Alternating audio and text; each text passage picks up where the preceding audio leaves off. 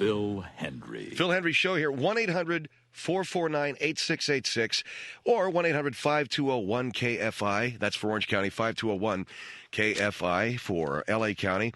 We got the Super Bowl coming up this weekend. I don't know if anybody's got any picks. I know that, are you still picking the Steelers, Mike? Good for you. Anyway, you get off the Rams, as I did, and as I have very eloquently, I feel, and very brazenly, I also feel, have said I've got off the Rams because they are a team that abandoned me, broke my heart. 10 years I had season tickets. 10 years. 10 years I used to send my little money in, and 10 years, sometime around early December, they'd send me the little form, do you want to order playoff tickets? And I said, well, how do I know, Generally, when I had season tickets, I had it during the Dickerson, kind of post-Dickerson, the Dickerson-Everett years. It was okay. Dickerson was breaking records. Everett, 86, 87. There were good things going on. So, not that anything really good happened, but, I mean, you had a sense. Kevin Green was with the team then. Fred Strickland was with the team. Some good ball players. And who else did we have in those days? It's just that, great Dennis Harrah. The offensive line was tremendous. We had, Jack Youngblood was playing defensive end. I saw that there was a feature on Jack Youngblood in the Times today. That offensive line had Bill Bain, not that he was any great shakes, but you know what I'm saying. I mean, we had that tight end was David Hill. I think we had Mike Barber, who was a great tight end, and also Pete Holohan. So the team had some fun going on with them. And then for 10 years, like I said, I'd mail my money in dutifully around early December. They'd say, do you think you might want, playoff tickets? And do you guys think you're going to make the playoffs? How about that as a better question? And it would always come back with I'd said they wouldn't send anything back. I'd mail in, do you guys think you'll make the playoffs? They wouldn't send me anything.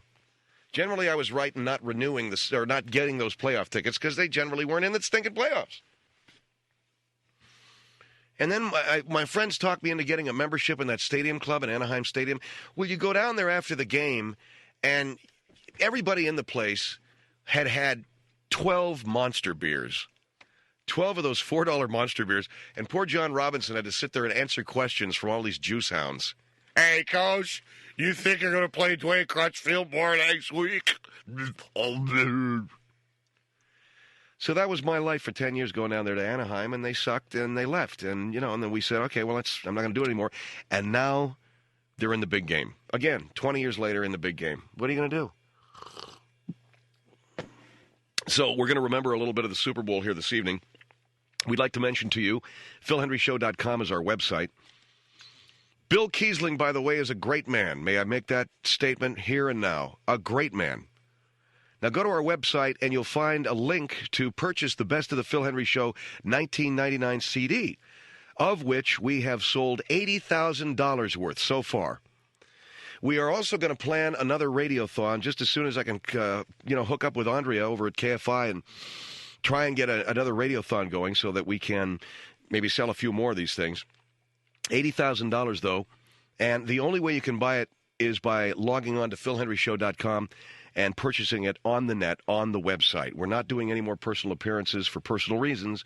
We don't have any in-store presence for other reasons that I cannot explain, but we do have our website, and we can benefit the great people at My Friend's Place with the sale of our CD there. And for all of you who have purchased a CD, your generosity is so appreciated. 80 G's that's a pretty nice piece of change, and you did it. My Friend's Place is a resource center for homeless and runaway kids in Hollywood, and that's what all the money goes to benefit. $23.50 if you buy it on the website. That's $3.50 shipping and handling, and $20 for the CD, and it all goes to My Friend's Place. PhilHenryShow.com is the place to purchase that, and we're getting that site fixed. Because, as I said, I spent the first few minutes of the show yesterday talking about how much our website really sucks. And it does, but it's going to get better. And, again, I'd like to say that Bill Kiesling is a great man and a great friend of mine. And I'm getting this cold. Are you feeling okay? Are you just getting over this? I'm getting it today. I finally got it. I guess my strong Irish 100 proof blood throat ease. Is this, you're taking this, Craig? Finally couldn't fight off this stinking bug. Although it's not too bad. All it is a tickle in the throat. Is that how it starts? Oh, you mean the 150-degree fever starts with the tickle in the throat. Does it really? Because I feel okay other than that. I've been drinking a little bit of coffee. I took a brandy snifter to work with me. I was doing pops of that on the freeway liberally like Nicolas Cage and Leaving Las Vegas, just kind of dipping the bottle down just as soon as the motor cop comes by. And I was coming in and feeling better and better. Do you think it was the fact that I was drinking and driving? I don't know. No, not at all. But so this weekend I'll spend watching football, and we'll see how we feel on Monday. So we got that for you. We also have a visit from, I believe, Steve Bozell this evening on the Phil Hendrie Show. We're going to have a visit from Dave Oliva. He's got a big Super Bowl party planned. We going out at 40? 50. We're going out at 50? He's got a big Super Bowl party planned. And all of that and more coming up tonight on the Phil Hendrie Show at 1-800-449-8686. 1-800-449-8686. Phil Hendrie Show coming down the line in 8, 7, 6, 5, 4, 3. If you begin to feel overload, you will begin to feel what we are saying. If you begin to feel overload, consider your Earth. What do you feel? Phil Hendrie Show, 1-800-449-8686. What's that from? Is that Matrix? That sucks, too. Okay, that's good. That's good. Keep that. Phil Hendrie Show here, 1-800-449-8686. Did we collect any of the Doug Danger? Are those airable tonight? I know Doug Danger is going to be along later on for a feature, Doug Danger's comment line. And we'll have that perhaps later on. The result of Doug being on the program last night and saying essentially that gay men and gay affiliates, meaning lesbians, were the only ones with the guts enough to tell somebody to turn their cell phone off in a movie theater. And we may get the response of our comment line on that coming up later on in the program. I just got done reading a very interesting book called The Messenger, The Rise and Fall of Elijah Muhammad. It was written by a guy named Carl Evans. And it's the history, as seen through the eyes of this author, not only of the Nation of Islam, but the history of the involvement of Elijah Muhammad. Now, most of you probably don't know what it is I'm talking about. That's fine. I'll tell you what I'm talking about. I'm talking about a movement, a religious political movement among African Americans beginning around the earlier part of the century. Nation of Islam didn't really come into existence until the 30s. Now, what you know of Nation of Islam, you're thinking Louis Farrakhan. I say Louis, with all due respect, Louis Farrakhan. And that may very well bring up a distaste in many of you, because many of you are white and Jewish. This organization, Nation of Islam, founded by Elijah Muhammad, after he met a guy by the name of Wallace Fard Muhammad, was a movement of African Americans, and it was a movement of political and social and religious edge, the likes of which the country had never seen before. See, this is my thing, history, and I think it's really funny. I mean, I laugh myself sick when I listen to some of these jive-ass guys talk about the good old days in America. Anybody that says the good old days in America has never read history, doesn't know anything about history, doesn't know anything about the country. Reading this book, you find out that there were race riots in Harlem in the 30s, race riots in Detroit in the 40s during the war, FBI surveillance of the Nation of Islam that was well beyond the pale of legality. Whether or not you liked their politics, whether or not you thought that they were the right or the wrong, well beyond the pale of any legality. Interesting book. A lot of the thing. What? I want to put on music for you. All right, put on some music because I don't have my headphones. Bud Dickman is in the studio right now. What do you want to do? Put on. It's very interesting. You're talking about Nation of Islam. I thought I'd play some music appropriate to it. That's a good idea, Bud. Go ahead. You don't have your headphones? I don't have them. Go ahead and just ride the music underneath me. So. All right, I got a CD here. I think it'd be good. Okay. So the Nation of Islam was something that, in many, many ways, was a political, social, and religious movement in this country. The black Muslims were... Why are people laughing out there? No, don't worry about it. Is this music that's... It's fine. The Nation of Islam was... There's people standing in the hallway who are laughing. What are you doing? I'm not doing anything. I don't know what they're laughing about. You're playing music appropriate to me talking about Nation of Islam, right? Yeah. Because you don't know what you're messing with, bud. Is this appropriate or is it not? Yes, it is. It is. All right. I don't know what they're laughing at, Phil. I'm in here. How would I know they're laughing at? Okay. Malcolm X, as you know, was a member of the Nation of Islam and split with them in 1965. There's people standing out there laughing. I want to know what they're laughing at. I don't know. I'm in here. I can't. You want me to go out and find out? No, forget it. Go ahead. Talk about the black Muslim, the Muslim movement. It's not the Muslim movement. Muslin is a fabric. The black Muslims. What they do? It's very interesting. The black Muslims began, as I said, a political, social, and religious movement in this country of self-determination for African Americans. Now, a lot of the philosophy that they taught... were they the ones that taught about how the white people were devils? Yes, the early manifestation of Nation of Islam taught that the white man was a devil who was descended many, many generations away from black people. Yeah, go ahead. Keep talking about the black people. What music are you playing, man? Because I don't have any headphones. I'm playing African music. African music. Yeah. There were a lot of people who believed that the FBI involvement in their surveillance got Malcolm X killed. I, after reading this book, would be one who seconds that thought and feeling. And certainly after the very dynamic leadership of a Malcolm X, the Nation of Islam began to... There's people standing out there laughing, man. What music are you playing? No, don't worry about it. Give me the headphones. No, don't worry about it. Don't worry about it. It's what is it? It's African drum music. African drum music. Yeah. All right. In 1975, Elijah Muhammad, who was the founder of the Nation of Islam, passed on. Talk about a lot about black people and stuff. What do you think I'm doing, man? Talk about it. What do you think I'm doing, okay? Yeah, I like it. In 1965, Elijah Muhammad passed on, which began a power struggle in the Nation of Islam. And what black guy runs it down? What black guy runs it now? Louis Farrakhan. Louis Farrakhan, he's black, right? Yes. All right. He runs it now, at least a manifestation. There are many splinter organizations. Many feel, including the author Carl Evans, that once Malcolm X died, the entire Nation of Islam splintered, and all these splinter groups were sort of devolving away from the original principles taught by... Why are they... Give me the headphones. Give me these. What are you doing to me? I thought it was African. You thought Danny Boy was African? I just grabbed a CD.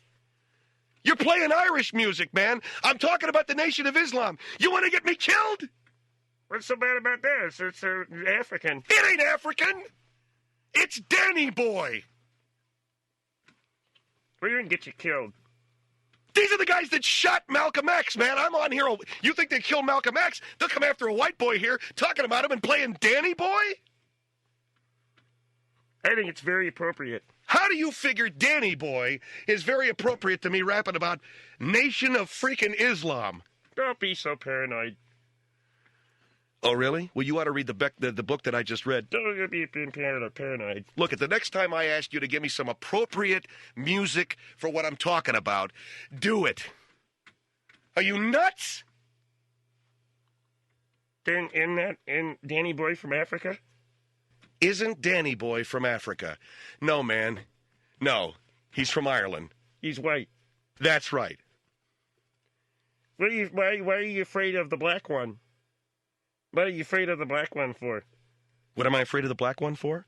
I'm not afraid of the black one. I'm just saying, I'm talking about a very extreme organization of people. Just the next time I want something, play African, don't play Danny Boy.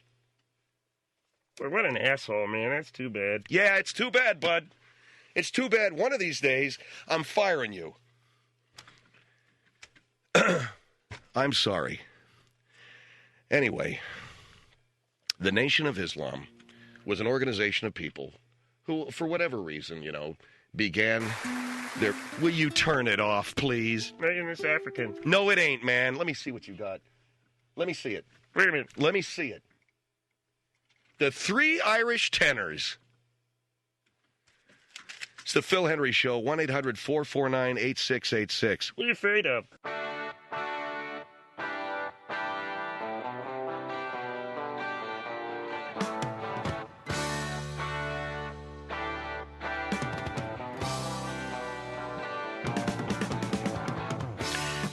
Phil Hendrie Show, 1-800-449-8686. Hi, it's Friday night. We have our Super Bowl weekend coming up. It's going to be a good time. We're going to a party on Sunday, and it's like one of these chili cook-offs.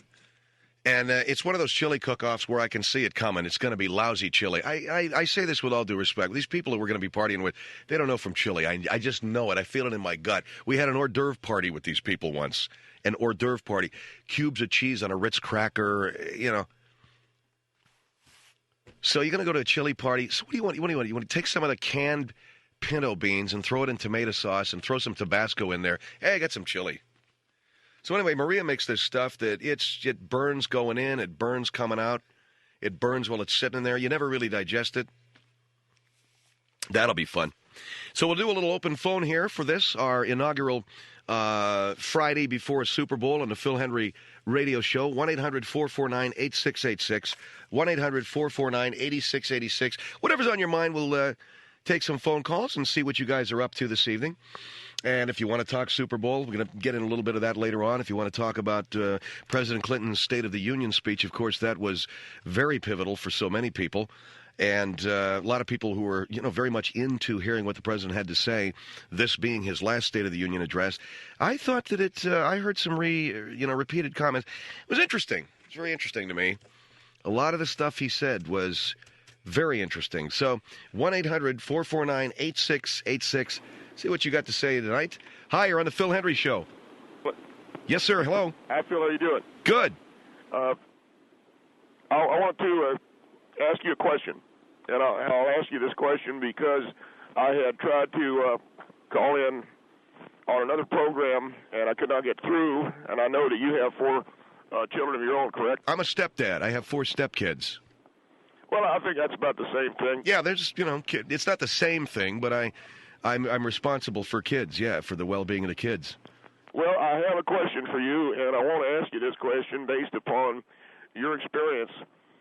Now, I heard you say once that you had 3 boys in your family, right? I have 3 stepsons, yes. There's a 14-year-old, a 12-year-old, and a 10-year-old, yes. Have you ever had a boy of yours who you were responsible for raising up and being an example of a man to? Have you ever had that boy call you a pussy, or look at you into your face and call you a pussy, or call you a... I have never had that, no. And that was what I was talking to. Do you have sons? I have a 12-year-old boy, and I never thought that I'd live to hear my eldest boy call me a pussy, call me a weenie. Well, what did he call you exactly? My eldest boy called me a weenie over at a skate party that we had for a neighbor boy. It was his birthday party. But that, in teenager code, is the same as pussy. You call that teenager code? You call someone a weenie, you call them a pussy. And I wanted to know if you'd ever had that happen to you. Did that hurt? I guess it hurt, right? It very much hurt me because up to that point I thought I was very close to my boy. And I was, it was a birthday party for one of our neighbor's sons. We had a group of 10 kids, and there were 4 adults, and we went over to Corona Skate, which is a skate rink close by. And I did not know that Ray and Connie had brought along inline skates. Did your boy call you a weenie? You say he called you a weenie or a pussy? He called me a weenie. But you say that is teenager code for pussy. I believe it is. Yes, sir. If you know anything about, if you know anything about kids, you know that's true. So you're at a skate party. You're close to your kid. I understand what you're saying. You're at a skate party, and something happened to prompt this? Well, yes, sir. We were at a skate party. And I've always been a very, very good roller skater. Ever since I was young. Back in the day, I don't want to talk. I'm 38 years old now, but back in the day when I was a teenager, I used to do roller boogie, did the crossover, backward skate, did a lot of roller dance. That was kind of a weird phase of American cultural history, that whole roller dance thing. So, in other words, you would listen to disco music. I'd listen to very many of the disco classics. I enjoyed immensely, and I did the backward, did the crossover. So you did roller dance. It's called roller dance or roller boogie, yeah. So I was pretty good, but Ray and Connie had brought these inline skates. If you're familiar with inline skates, they are almost like an ice skate. Well, the wheels are 1, 2, 3 in front and back of each other, like an ice skate's blade. That is correct. And the roller skates that I'm most familiar with are the four-wheel side-by-side skates. Which are the traditional ones, right? Yes, sir. Those are the ones that I grew up on. And I remember my sister had the side-by-sides, and I've only seen inline skates. Those what else do they call inline skates? Rollerblades, yeah. They call rollerblades because a lot of the kids still will play roller hockey.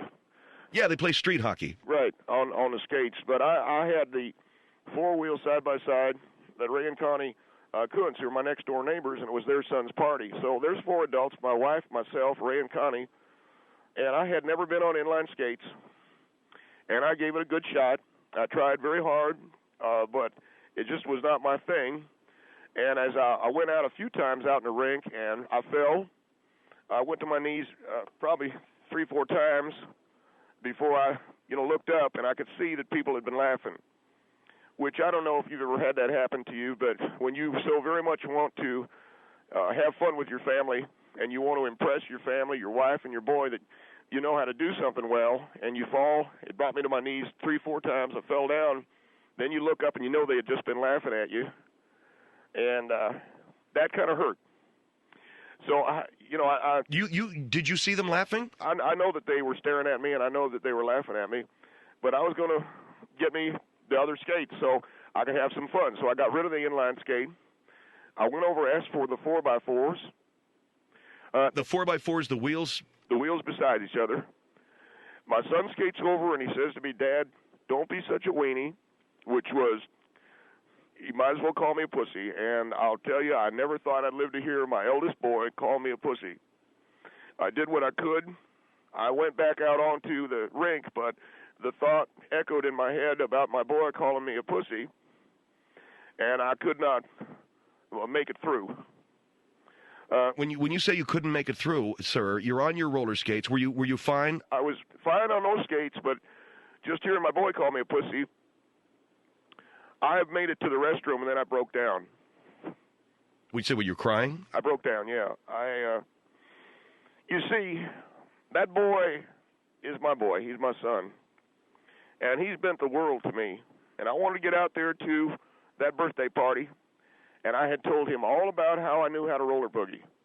And all about... So you told him about your stories as a young man, roller dancing and everything, and the next thing you know, you're on inline skates instead of the skates you're used to, and you couldn't stand up. I couldn't stand up on them, and it broke my heart, Mr. Hendrie, to hear him call me a pussy.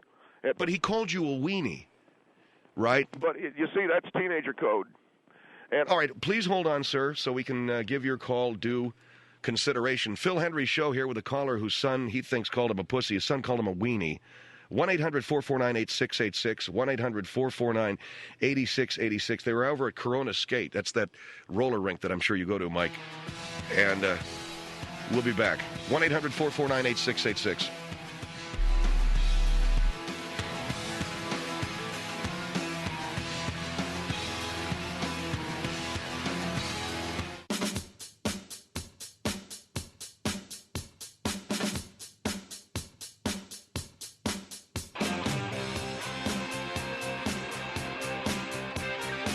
Phil Hendrie Show at 1-800-449-8686. Go to philhendrieshow.com. Check out our website and try to see if you can't find your way clear in your heart to purchase our Best of the 1999 Phil Hendrie Show CD.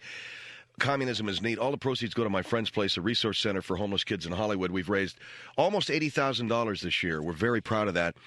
Now, I could do one of these things where last year's record is $170K, and can we break it? But I'm not going to put that pressure on myself. It's got nothing to do with putting pressure on you guys. I ain't going to do some Chabad telethon here. Look, we're going to break the record from last year. It's whatever you can do, okay? If we break it, great. If we don't, we don't. But we appreciate all the money. 1-800-449-8686. Now, get this guy. Sir. Yes, sir. All right, we're back with you, and what we do sometimes during open phones is we'll get calls from people on the comments you're making. I've listened to your program, and I'm not here to, I don't want to set my family up for any ridicule, but I do care very much about being laughed at. And I care very much. Well, you say that your boy called you a pussy. He actually called you a weenie, right? He called me, that's teenage talk for a pussy. That's one of the things I need to make clear with you. If any of your sons ever call you a weenie, he's calling you a pussy. And you can take it from me, because I've put up with a lot, in my life. And the other thing, too, is I wanted to show my boy how to be a good skater, and there I was falling all over on myself. So it hurt me very deeply. Well, let me go I got a phone call here in Oregon. Where are you calling from? I'm in Corona. You're in Corona, California. All right, here is Salem on the Phil Hendrie Show. Hello? Hi. Yes, ma'am. Yes, I was just wanting to make a comment. I am 21 years old, and I have a sister that is 11 and a sister that is 10. When we get together and there's a bunch of kids around and stuff, they'll make jokes and call me a dork and, tease me a bit, but yet I know that they still look up to me. We still well, have the other thing was that when I went down on the skate there, I could see that they'd been laughing, you see. And I had told my boy that I don't know how old you are, but I'm old enough to remember when we used to roller boogie. And I told my boy how good I was. And I did not know they'd be using inline skates. Yeah, but I think when you're in an instance like that and you've never been on them before, you should kind of take it with a smile and not get so upset over the fact. I mean, my sisters and I have a close relationship. If you have a close relationship with your son, I don't think you should take it so literally as far as him calling you a pussy. My attorney said the same thing, and I think, Mr. Hendrie, if I could say this, and I don't mean anything against the lady, but our judicial system is broken, and we need to fix it. Why did you consult an attorney? I felt that there was grounds for some legal action against the man who had given these inline skates to me because he knew or should have known that I would be embarrassed. Now, I got on my phone. I got on the phone to Richard Geeson, who is my attorney, and I was on the phone with him for 2.5 hours, seeing if there was some way I could sue, and he told me there was no chance. I made it through 2.5 hours of conversation, then I broke down. I got off the phone and I just... You cried? Why? Is your son in trouble? Our system's not working. I'm sorry? Is your son in trouble? Is he stealing? Is he skipping school? Is he... Why would he call me a pussy? Which is very offensive, I think. You wanted to sue your next-door neighbor for what? Because he made me look like a fool. But you got on him voluntarily. I mean, you were the one who put them on. But he was laughing at me. He knew I told my boy all about being a roller boogie. And how do you know that? I'm sorry? How do you know that he was telling your son, or that you were telling your son about roller boogie? Oh, I think it's pretty evident that he was trying to make me look like a fool. I don't think that was the thing. I think that, you know what, it's like you chose to get on the skates, and you know what, though, you're taking things way too seriously. I have made a jerk out of myself so many times, but you have to have a sense of humor about it. Well, I've tripped and fallen in front of millions of people, and it's like, millions you know what, of people? You have to put a smile on your face, and you have to realize that life is too short to take things so seriously. Ma'am, are you famous? No. Oh, you said you tripped in front of millions of people. I thought maybe you were a figure skater or something, you know. No, not yet. What'd she say? No, she's not. Well, I went on the blades, and I fell. I called my attorney. He told me he would not pursue any lawsuit, and I broke down. Is your son a good kid, though? Do you and your son have a close relationship? Do you call a boy that calls you a pussy? I don't know. But I'm proud of him, yeah. Up until that time, I thought he was good till he called me pussified. He didn't call you pussified. He said weenie. And that is teenage talk.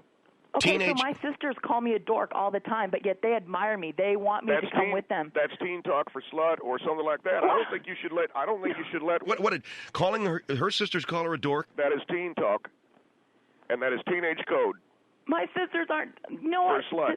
No. Don't get pushed around by your sisters. No, I don't get pushed around my sisters. My sisters have so much respect for me. Okay, but you know what? I think you're getting overboard when you say the dork is teenage code for slut. Sir? When my sisters get together with their friends, they a bunch of 9 and 10-year-olds, they start to try and act cool, and they try and act like, Right. They're trying to impress their friends. So they'll be like, oh, you're such a dork, And I know that they are only saying that means because slut. their friends around. It doesn't mean slut. I don't think it means slut, and I think that's an overreaction on your part. Thank you for your call, ma'am. 1-800-449-8686. Vancouver on the Phil Hendrie Show. Hello. Hello, how you doing? Yes. I am under the impression this guy's way off base. This idea that every word has a secret meaning to a teenager. Do you have a son, sir? I have 4 sons. All right. Have you ever had a boy that you wanted to be the example of a man to look at you and call you a pussy? No, I don't. He did not call you a pussy. That's where you're so far off base. You said that you built this kid up with the idea that you were this roller boogier, and he probably sat there telling your kids, his friends, wait till you see my dad out there. He was probably let down a lot. Yeah, and so he turns around and calls me a pussy. He called you a pussy. He called you a weenie, and not because you fell down on your rear end, but because I had to trade in the skates. I'd never been on inline skates. I agree with that. I'm snowboarding with my kids. I'm a great skier, but I can't snowboard with a dam. We had fun. We laughed. They laughed at me. See, I would never stand for that. Well, see, that's why you let your boy. Now let me just get this straight. Your boys laugh at you. No, they're laughing at the situation. Yeah, I look ridiculous. See, they try I'll to tell make you what, though, I get them on the skis. I'll ski them right down the bottom of the hill. They're making you look like a fool. No, they're not. I'm interested in this conversation. This is all part of growing up. It's part of an example of getting together with your children and being able to laugh at. Have you ever laughed at your kid because he did something? Have you ever chuckled because he fell trying to do something? No, sir. I would not do that to my boy. I called my attorney, Richard Gayson, and I was on the phone with him for 2.5 hours to see if there was legal action. And I think you're way off base with this legal action thing. Who are you going to You're going to sue your next door neighbor? I was on the phone for 2. I don't know why you think I'm off base. Okay. Well, I'd like to know who wrote this dictionary you're reading out of, as far as what every term means. In this teen talk. I worked at our teen center locally for 2 summers, and I heard. And these teens sit there and say, "Well, when we say you're a pussy or you're a weenie, you're really a pussy. If you're a dork, you're a slut." Well, they didn't say it to me directly, but I would overhear this, and I did a little bit of surveillance on some of the teens who were in there. Because I'm sorry, but I think you need some serious help. I beg your pardon, sir. I think you need some serious help. If you're. Are you saying that I need a psychiatrist? That might not be a far out of base right now. Well, I don't know if this man is saying that I need a psychiatrist. So you see, the abuse doesn't stop. My son calls me a pussy. And I'm not a teen. No, he didn't call you a pussy. He called you a weenie. He called you a weenie. There's a big difference. Hey, you let your boy call you a weenie or pussified. Or a weenmeister, or whatever these kids like to say. And pussified and weenmeister. Your boy called you the word weenie, which is W-E-E-N-I-E. It doesn't mean pussified. Which means, it means he was actually probably begging you. He was challenging you to, come on, Dad. Try put the blades on. Come on, be out there. Don't be a weenie. Be out there with us. He was probably begging you at that point to be out there with us. Call me a pussy. No, I'm sorry. Man, I think that I wouldn't suggest psychiatric help, but I would say that you are, as the young man said, taking a little too far out. Los Angeles on the Phil Hendrie Show. Hello. Los Angeles. Oh, hello? Yes, hi. Yeah, I just wanted to say that he didn't even call you a pussy. He called you, and I don't even think, unless I'm mistaken, he didn't even call you a weenie. He said, don't be a weenie, How old are you, son? I'm 11. Have you ever called your father pussified? Heck no. Have you ever said to your dad, you're a weenmeister or a weenmaster? No. Or a master of the ween? Or anything like that? Your son didn't say that you were the master of the ween or a ween master. He said you were a weenie. Oh, man. I want my boy to be proud of me. He's just trying to, he's just trying to encourage you to get back up and try another shot. And he's trying to make you, instead of just saying no, he's trying to make you get, as angry as you can so that you will try and... Well, what happened? You say they were laughing at you, right? Yes, sir. I went over the boards backwards, and I know they laughed. because I was trying to do the crossover. I used to do the roller boogie and roller dancing. And you went over one of the boards backwards? Yeah, my feet sticking up in the air and everything. And I heard them laughing. I knew they were laughing. I got up there, and I broke down. I went into the bathroom and wept. But see, even if your first time on inline skates, I mean, it's not your fault. I mean, I tried first skates on even the 4x4s, as you call them, and I think they're hard. I mean... He said I looked gay. He said that? Yeah. Now that's that. Well, he called me a weenie, but that means I'm looking gay. No, he didn't even... Yeah. You said that Haven't your friends ever called you a weenie? Yeah? That means you look like a gay boy. No, it does not. It does not. I mean, even when friends say it to each other, they don't really mean it. They're just kidding around anyway. I mean, if your son wouldn't even call you that because he know he'd get in deep trouble. Oh man, I'm so pissed. I got off the phone with a lawyer. I said, "Can I sue?" He said, "No." I broke down as soon as I hung up the phone. You're breaking down in the roller rink. You broke down with your attorney. Is that right? I broke down, yeah. But your next door neighbor has nothing to do with this. Your son said, "Don't be a weenie." What does your next door neighbor have to do with this? He was laughing about it. He knew. But I mean, he put me in the position of having to put on inline skates and looking like pussified. He didn't make you. But he put me in a position to be laughed at. Look, how old are you? How old are you, young man? 11. This is an 11-year-old guy. He's 1 year younger than your son, okay? He's trying to tell you that your son cares about you, and he didn't call you pussified. And what is this lawyer? The lawyer is what is your lawyer's name? Richard Geeson. Well, your lawyer's right on. You have no case. People laugh at other people all the time. I mean, just one world, you know? All right, thank you very much for your call. 1-800-449-8686. This is the Phil Hendrie Show. 1-800-449-8686.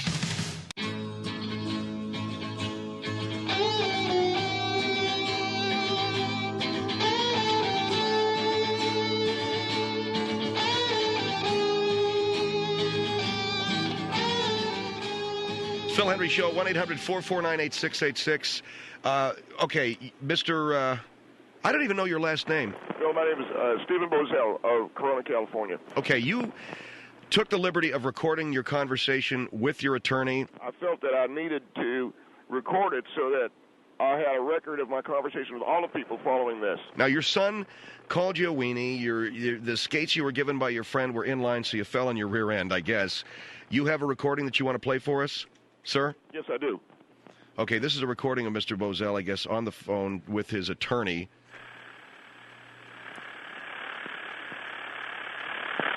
Yeah, Richard, how's it look? How's it look, Richard?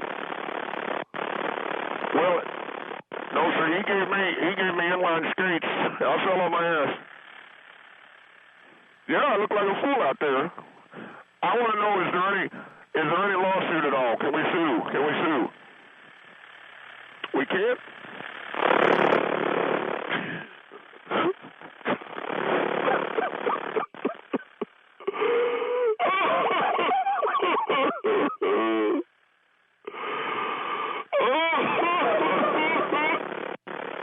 Okay, that's all we have there. Was that you, Mr. Bozell? That was me talking to my attorney, and you did break down, didn't you? Yes, sir, I did, because being called a name by your boy it's just a hard thing for me to live with. That's all I'm saying. All right, here is Portland on the Phil Hendrie Show. Portland, hello. Hi. Yes. You know, your son's calling you a weenie. Why are you laughing? I thought that it was funny listening to you. I'm sorry. Go ahead. Your son's calling you a weenie, but I'm calling you a pussy. So what am I supposed to do? You're supposed to accept it and move on. Why am I a pussy? Because you are. Hey, I have a question for you. Is your mother also your aunt? Why? Well, anybody that go to a lawyer to sue their own son is a pussy and also an inbred. Why? I just told you. You know something, lady? You what? got a lot of guts. Because you're all the way up in Portland, Oregon, aren't you? Why don't you come up to Portland and I'll kick your ass myself You on kick those my kids. ass? My son called me a pussy. He's right. And no boy should call his father that. Your boy should call you that, and I'm calling you that. Yeah, well, you're a girl, so it doesn't count. You're a girl, it doesn't count. Oh, she's a girl, it doesn't count. No, it doesn't. Why? Because she knows I can't touch her. You know that no guy will be allowed legally to hit you. God, I hate you.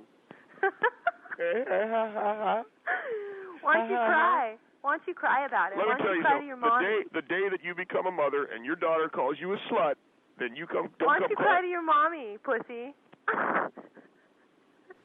I mean, Steve, you kind of brought it on yourself. Please hang up on her. I will. Are you crying? Please hang up. Are you crying yet? You know what, lady? You can go straight to hell. How about that? How do you feel about that? Oh, man, I wish I was there to pass you a tissue, give you your bottle. Don't make me go through this anymore. Oh. Okay, I can get in the car and drive to Portland. I'll kick your ass. You kick my ass. I'll kick your ass as soon as you get to Portland, buddy. Hey, lady, you know what? You can go straight to hell. Are you All crying? right. Okay, the point's made. I don't think you're getting a lot of sympathy tonight. You don't understand when a boy calls you a pussy. Well, that phone conversation with your lawyer where you broke down and wept, what was that about? I kept that as a record, sir. I kept that as a record. And he said that I had no case. And that's enough to make any man cry. Bessemer City on the Phil Hendrie Show. Hello. Hey, how you doing? Listen, I mean, look, don't take me as being rude or nothing like that, but I can understand why he called you a weenie. I mean, it's not being mean or hateful or anything like that, but if you're going to cry at the skating rink because you couldn't get up and, do it. No, because they were laughing at me. Well, people laugh at me every day. Okay, buddy, and you take it? I don't take it. Well, I don't People break laughing down at you and cry every day. about it. Why are they laughing at you? Huh? Why are they laughing at you? Well, because I do a lot of stupid stuff. I mean, I do a lot of stupid stuff. Well, I believe it. I'm okay. semi. Buddy, you go right ahead and you do all that stupid ass stuff, okay? Well, I will not let no boy laugh at me, all right? Okay, Thank you very much. You can hang up on him. Well, listen All right. to me. What kind of stupid stuff do you do? Well, I'm semi-clumsy, but... Well, what does that mean, you're I've had accidents at work. I've done some things. What are you missing? What are you missing, a leg or something? Yeah, he probably cut off his own leg. I bet you cut off your own thing, didn't you? Look, your problem, dude, you got an inferiority complex. No, I got no inferiority complex. You shouldn't have called a lawyer. Yeah, You should have called a lawyer. doctor or somebody, because anybody's going to cry to a lawyer because he can't skate on something he's never tried to do No, before. because I wanted to sue. I wanted to sue, all right? You want to be a pussy, that's your business. I'm not a pussy, and I won't let my boy call me one either. I'm not the one crying to a lawyer. I'm not the one crying to anybody else because I couldn't do something. Do we have that on tape? We have that on tape. Roll that back. What are you rolling back? I want to roll back the conversation with your attorney. Yeah, Dick, what's it look like? Huh? I can't sue him?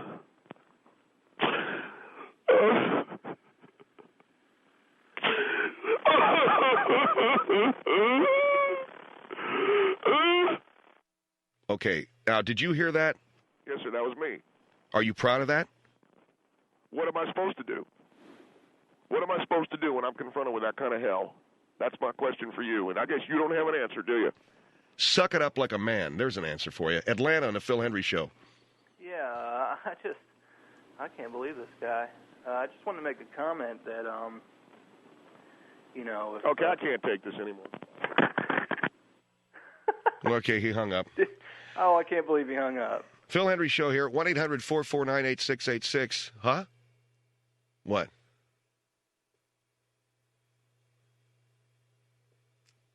Oh, sorry. We can't get him back on. Oh, I don't care whether we get him back on or not. I couldn't take, I was going to hang up on him if he didn't hang up on me. What a pussy.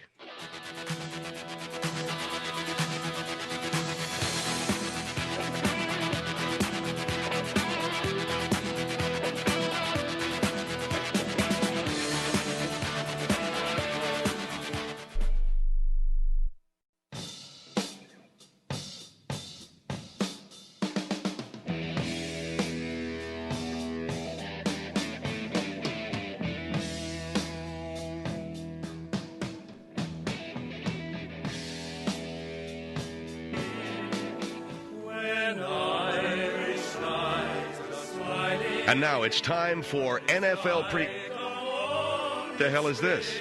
That's football. That ain't football music. That is the NFL. You're going to get me shot by black Muslims, and you're going to make me look as foolish as that Steve guy while I'm talking about NFL football with When Irish Eyes Are Smiling. So bug off, okay, bud? You're mean. You're mean.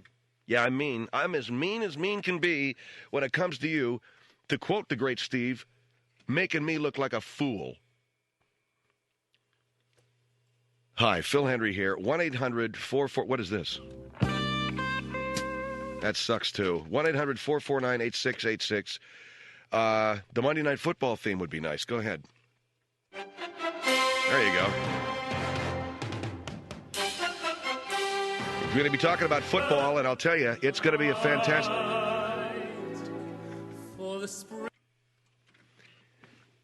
All right, forget it, man. Do open phones. Do something. Go over there and answer some phones, okay? Want to screen a call? Go answer some phones. 1-800-449-8686. Is this line... What is with this?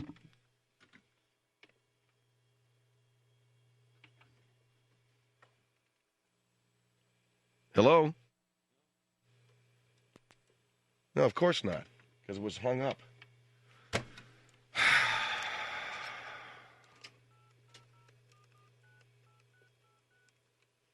It's a new studio.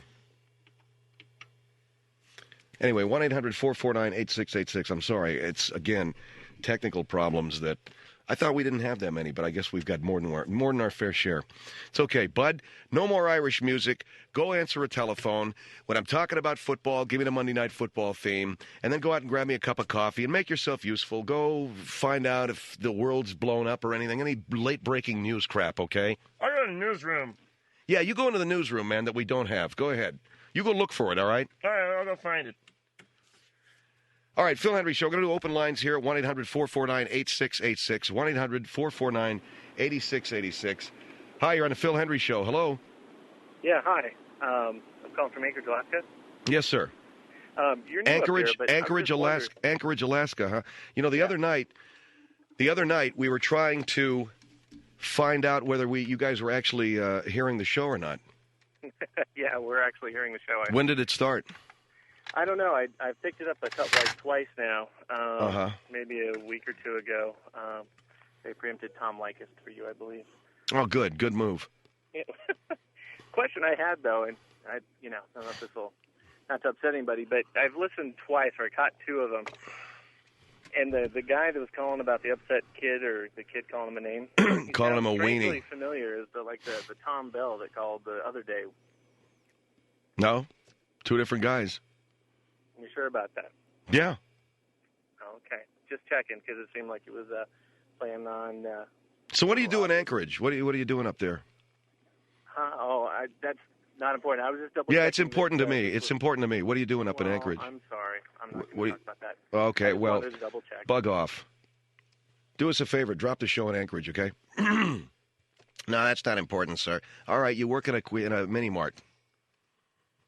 Gee, what's wrong with me asking him what do you do in Anchorage, Alaska? Guy's coming up and giving me the third degree, and I ask him what he's doing for a living in Anchorage, Alaska, and the cat doesn't want to answer the question. That's not important, he says. Well, maybe it's not important to you. Hey, if it ain't important to you, it ain't important to me. How about that? 1-800-449-8686. Phil Hendrie Show. Let's go to Los Angeles. Hello. Oh, how you doing, Phil? Good. Got a pretty crazy show tonight. I was called about that Steve guy. He was, kind of messed up. I guess he's not there anymore. No, sir, he's not. Well, he was. I heard you talking earlier about the Super Bowl, and I wanted to check in on that because my girlfriend and I had a big fight. She's also the mother of my 6-month-old daughter. She left our house today because we had a big fight over what you were talking earlier about the Super Bowl. And Did you have a fight over the Super Bowl? You ain't calling from Anchorage, by the way, are you? No, man. I just. I'll call back later. No, it's okay. Go ahead. So you had a big fight? Yeah, we had a fight about what we had a fight about was that I'm Latino and I'm very proud, and my girlfriend and I, every year we have a Super Bowl party, and my girlfriend is like Anglo, but she grew up in the Latino community. Her mom is Latina, but her dad is white. So I've tried to keep her, immersed in our culture as much as I can. And what we eat on Super Bowl Sunday, is we have a pretty standard fare, which is tortilla strips and salsa, which is a salsa recipe that my aunt made. It's got, baked peppers, and it's got, onions.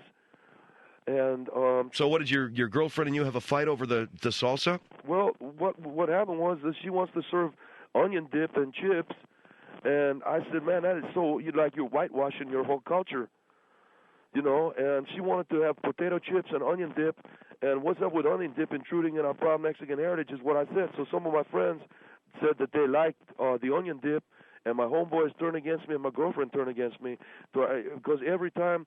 On Super Bowl Sunday. Well, what do you guys have on Super Bowl Sunday? What is the food that you eat? On Super Bowl Sunday? Yeah. We have tortilla strips. Budweiser. We make some sandwiches. And we have salsa.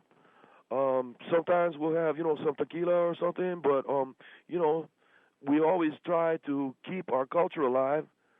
And what happened was we had this fight. So your girlfriend picked up the baby and left. Why? My girlfriend picked up the baby because she wanted to have onion dip at the Super Bowl party, and I said that you're you're whitewashing your culture.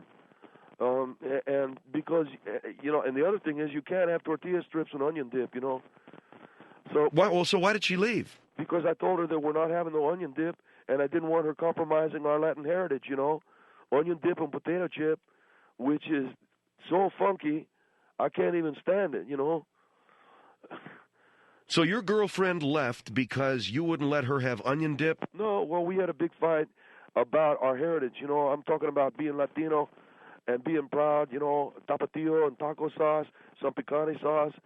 What do you put sour cream? Well, you put some sour cream on on what? Well, on chili rellenos or something, or use sour cream, for that, or for like nachos or something. But onion dip is funky, and so no.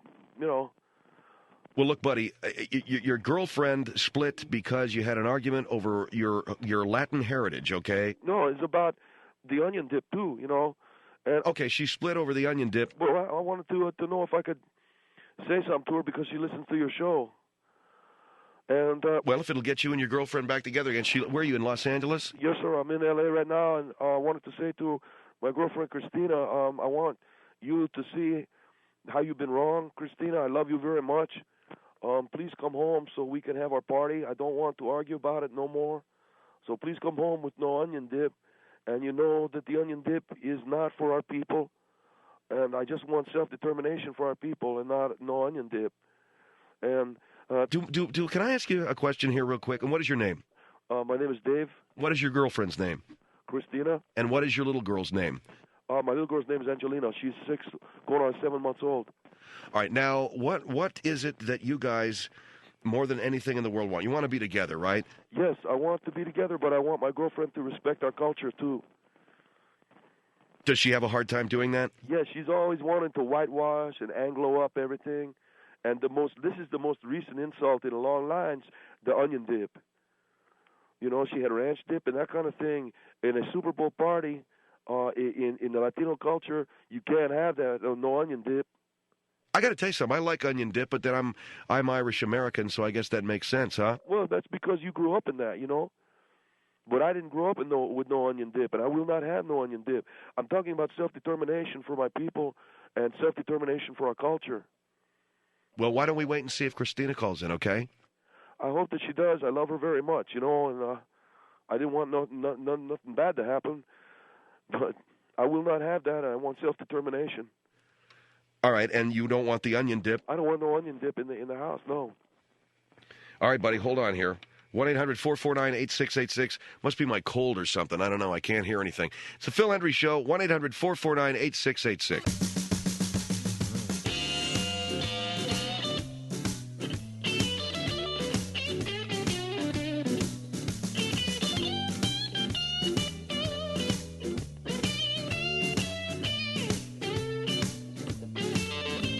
1-800-449-8686, 1-800-449-8686, Phil Hendrie Show.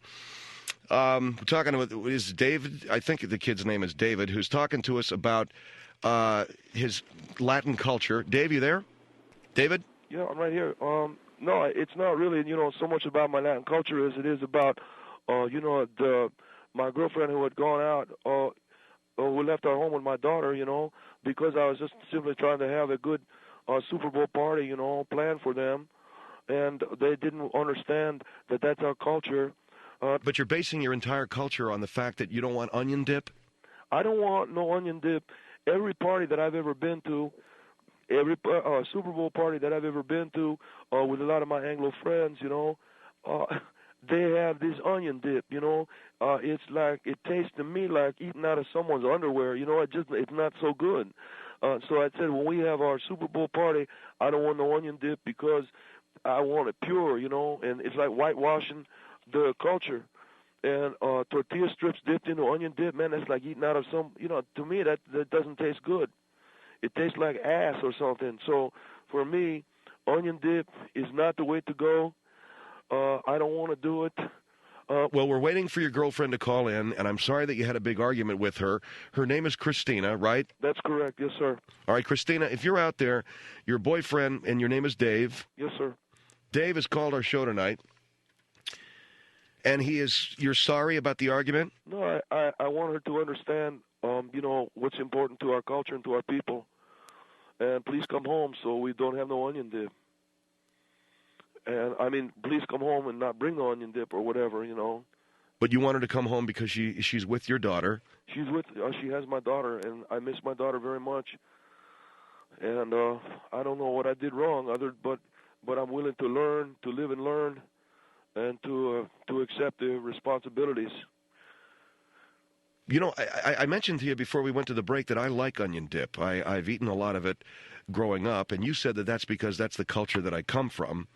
I really honestly believe that the only people who like onion dip are like white people, because if you grew up with it, then you think it tastes good, but it don't taste good.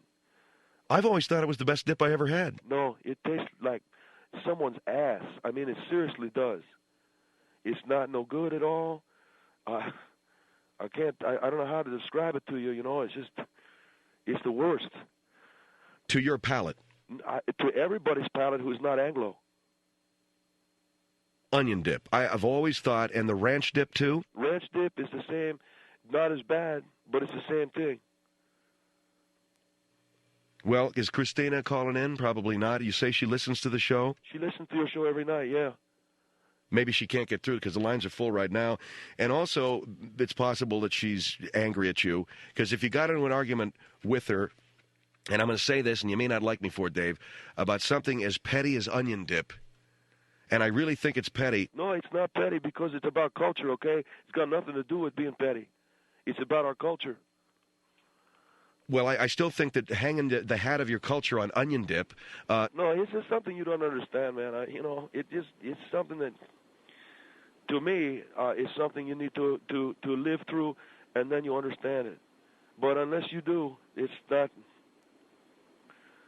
Well, don't blow up a good relationship with this woman, okay, based upon the fact that you guys don't agree on food.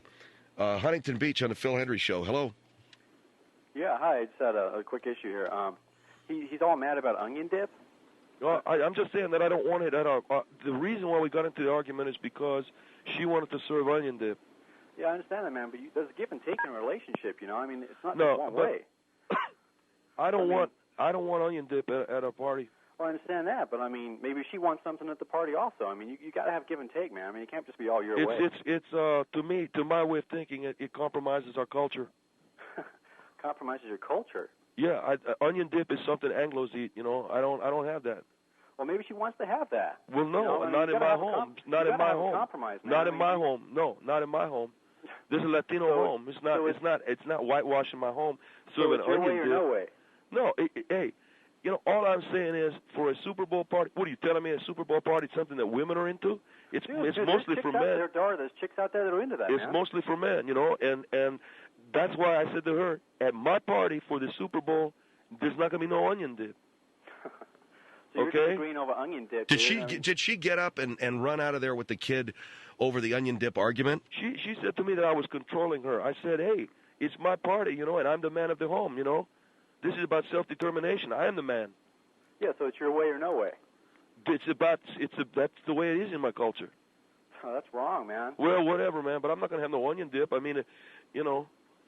So if you're disagreeing about something something as petty and simple as onion dip, dude, what about the rest of your life, man? Hey, my life is good with her, you know. We have our daughter and everything. But she said to me that she's been to so many. Do you disagree on your daughter with stuff, too? No, I don't. My daughter's 6 months old, Does you she know. have to be dressed a certain way? I Like tell your you, culture? what I'm talking about is that in my life, okay, that onion dip seems to be the overriding thing here, though. Onion dip is, for me, the self-determination is all I'm saying. Yeah, but it seems to be the overriding facet of what you're talking about. She served onion dip, and it pissed you off, right? Yeah, because it compromises my culture and the essential, you know, self-determination of my people. Shelby on the Phil Hendrie Show. Hello. Yes.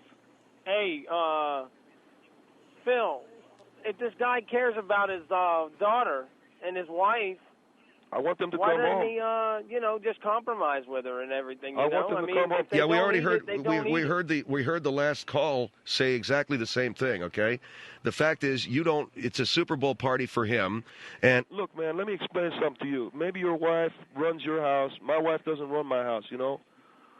Okay? And she's it's Mexican, not even okay? about that. It's about keeping your wife and your child. I hey, mean, think she about walked them. out. All I said is I don't want no onion dip. She walked out. I didn't walk out. What do you think about her woman walking out? Because I won't let her have onion dip. Man. all right, we got radio stirred up there too. 1-800-449-8686. This was part of what line is this guy on? You there, Dave? I'm right here. Yeah. Okay, hold on. 1-800-449-8686. Phil Hendrie Show. And we're talking to Dave, whose girlfriend left the house today because they had an argument over onion dip.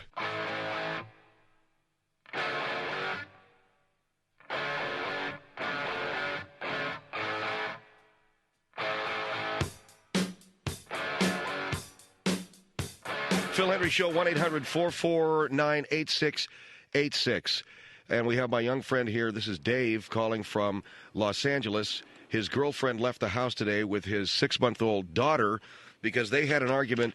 You say it was an argument over culture. It sounds to me like it was an argument, Dave, over onion dip. No, it was about the self-determination of our culture. My people do not eat onion dip. And it was about onion dip. It wasn't... It was about, yeah, we had an argument about onion dip, but it was not about that per se. It was about the self-determination of the Latino population and La Raza, you know, so that my people can be free someday and not be eating no onion dip. And so freedom is equated with no onion dip. For Super Bowl Sunday, you may want to eat your onion dip, Mr. Henry. I'm not trying to tell you what to do, you know, because you're Anglo, you know. I don't have no onion dip in my house. That's all there is to it. All right, Charlotte on the Phil Hendrie Show. Hello. Hey. Yes. I think that is wrong. I mean, if you can't even let her eat what she wants to eat. She can eat what she wants to eat, but in my home, I will not have no onion dip. Well, if you don't want the onion dip, then don't eat it. I mean, if she I don't wants it, let her eat it. Do you know what it's like to come into a Latino's home and see onion dip in a bowl, like in front of everybody? Man, it's bad. It's embarrassing. Do you eat onion dip? No, but I'm saying Okay. that's her opinion, and that's your opinion. But if y'all gonna live together and raise a child together, then you should at least respect her taste buds. I you do. know? I respect her and I love her and I make a good home for her. I have my own auto detailing business, and someday I'm going to be LAPD because I'm studying for my law enforcement degree. Okay, but all my homies will think that I've become all white or something if I'm eating like onion dip. What's the kid gonna go through? My parents split up because of the onion dip argument. She's the one that walked out on me, man. I didn't walk out on her. Well, I don't blame her. I wouldn't live with some Well, there guy you who go. would not let me, eat what I want to eat. Well, what are you sitting around slopping down onion dip for? You know, getting all fat and everything and sloppy. No man would want to see that. And all I'm trying to say is that she needs to keep, her thighs used to be nice. They're not nice no more. Oh, no. Are you married to her? No, we are not married yet. But y'all have a kid and y'all planning on getting married, right? Yeah, we're going to get married, right. salsa is You much. got to love her for her. You can't love her because she's getting fat or something. No, salsa is much better for the figure. It's got no fat like all that onion dip, though. Oh, God. Have you had salsa, like extra hot salsa? Yeah. Okay, That gets sloppy, too. You can get that sloppy, too. it's the bomb, you know. What if she don't like that and she don't want that in the house? Well, I'll tell you what. No, she's Latina, so she likes salsa, you know. Okay, but what if you like something and she wouldn't like that in the house, but you really wanted that? I'm- Would you walk out and leave? There's nothing that I'm not going to walk out and leave. I will simply say, as the one who is into self-determination, As I will. the man? I'm the man in our family, yeah. That I'm not going to let. When I first met her, her thighs were nice, her butt was nice. Now she's into the onion dip. You know what happens? Yeah. Okay, her ass got toilet sloppy, and that's why. And she's piling down all that ranch dressing and everything. Well, let her be what she wants to be and let her eat what she wants to eat. You can't run what she eats. You can't. That's like running somebody's life. Running somebody's diet. I mean, Every Super Bowl party I've ever been to, they got onion dip. It drives me out of my mind. Then don't eat it. Well, what's it got to be there for? Why is it a slap to my face? That is an opinion. It's okay? like a knife in my You back. don't like onion dip. She likes onion dip. That is it's a matter of opinion, not whether or not if you want it in your house or not. You don't understand the Latin male. You don't get where we're coming from. All right, man. Well, thanks for trying anyway. 1-800-449-8686. Riverside on the Phil Hendrie Show. Hello. Hey, how you doing today, Phil? Are you there, Phil? Yeah, I'm here. Hey, how you doing? I like your show, man. It cracks me up. I love driving to it. You're welcome, sir. Here's Durango on the Phil Hendrie Show. Hey there, Phil. Hi. Hey, I want to comment about Dave there and the onion. All right, well, get yourself a cup of coffee and you call us back later. Here is Salt Lake City on the Phil Hendrie Show. Hello. Hello. Yes, sir. Yeah, I just want to make a comment about this guy, Dave. Right. I just think he's stupid ass for making a big argument over onion dip. First of all, I'm a Hispanic male. Are you Latina? Yes, I am. Okay, then you understand what I'm talking about, self-determination. No, I don't, because I love onion dip. Okay? Okay, man, if you want to sell out your people. It's not about selling out your people or my people, whatever. It's just about liking what I like. I mean, I really hate salsa, first of all.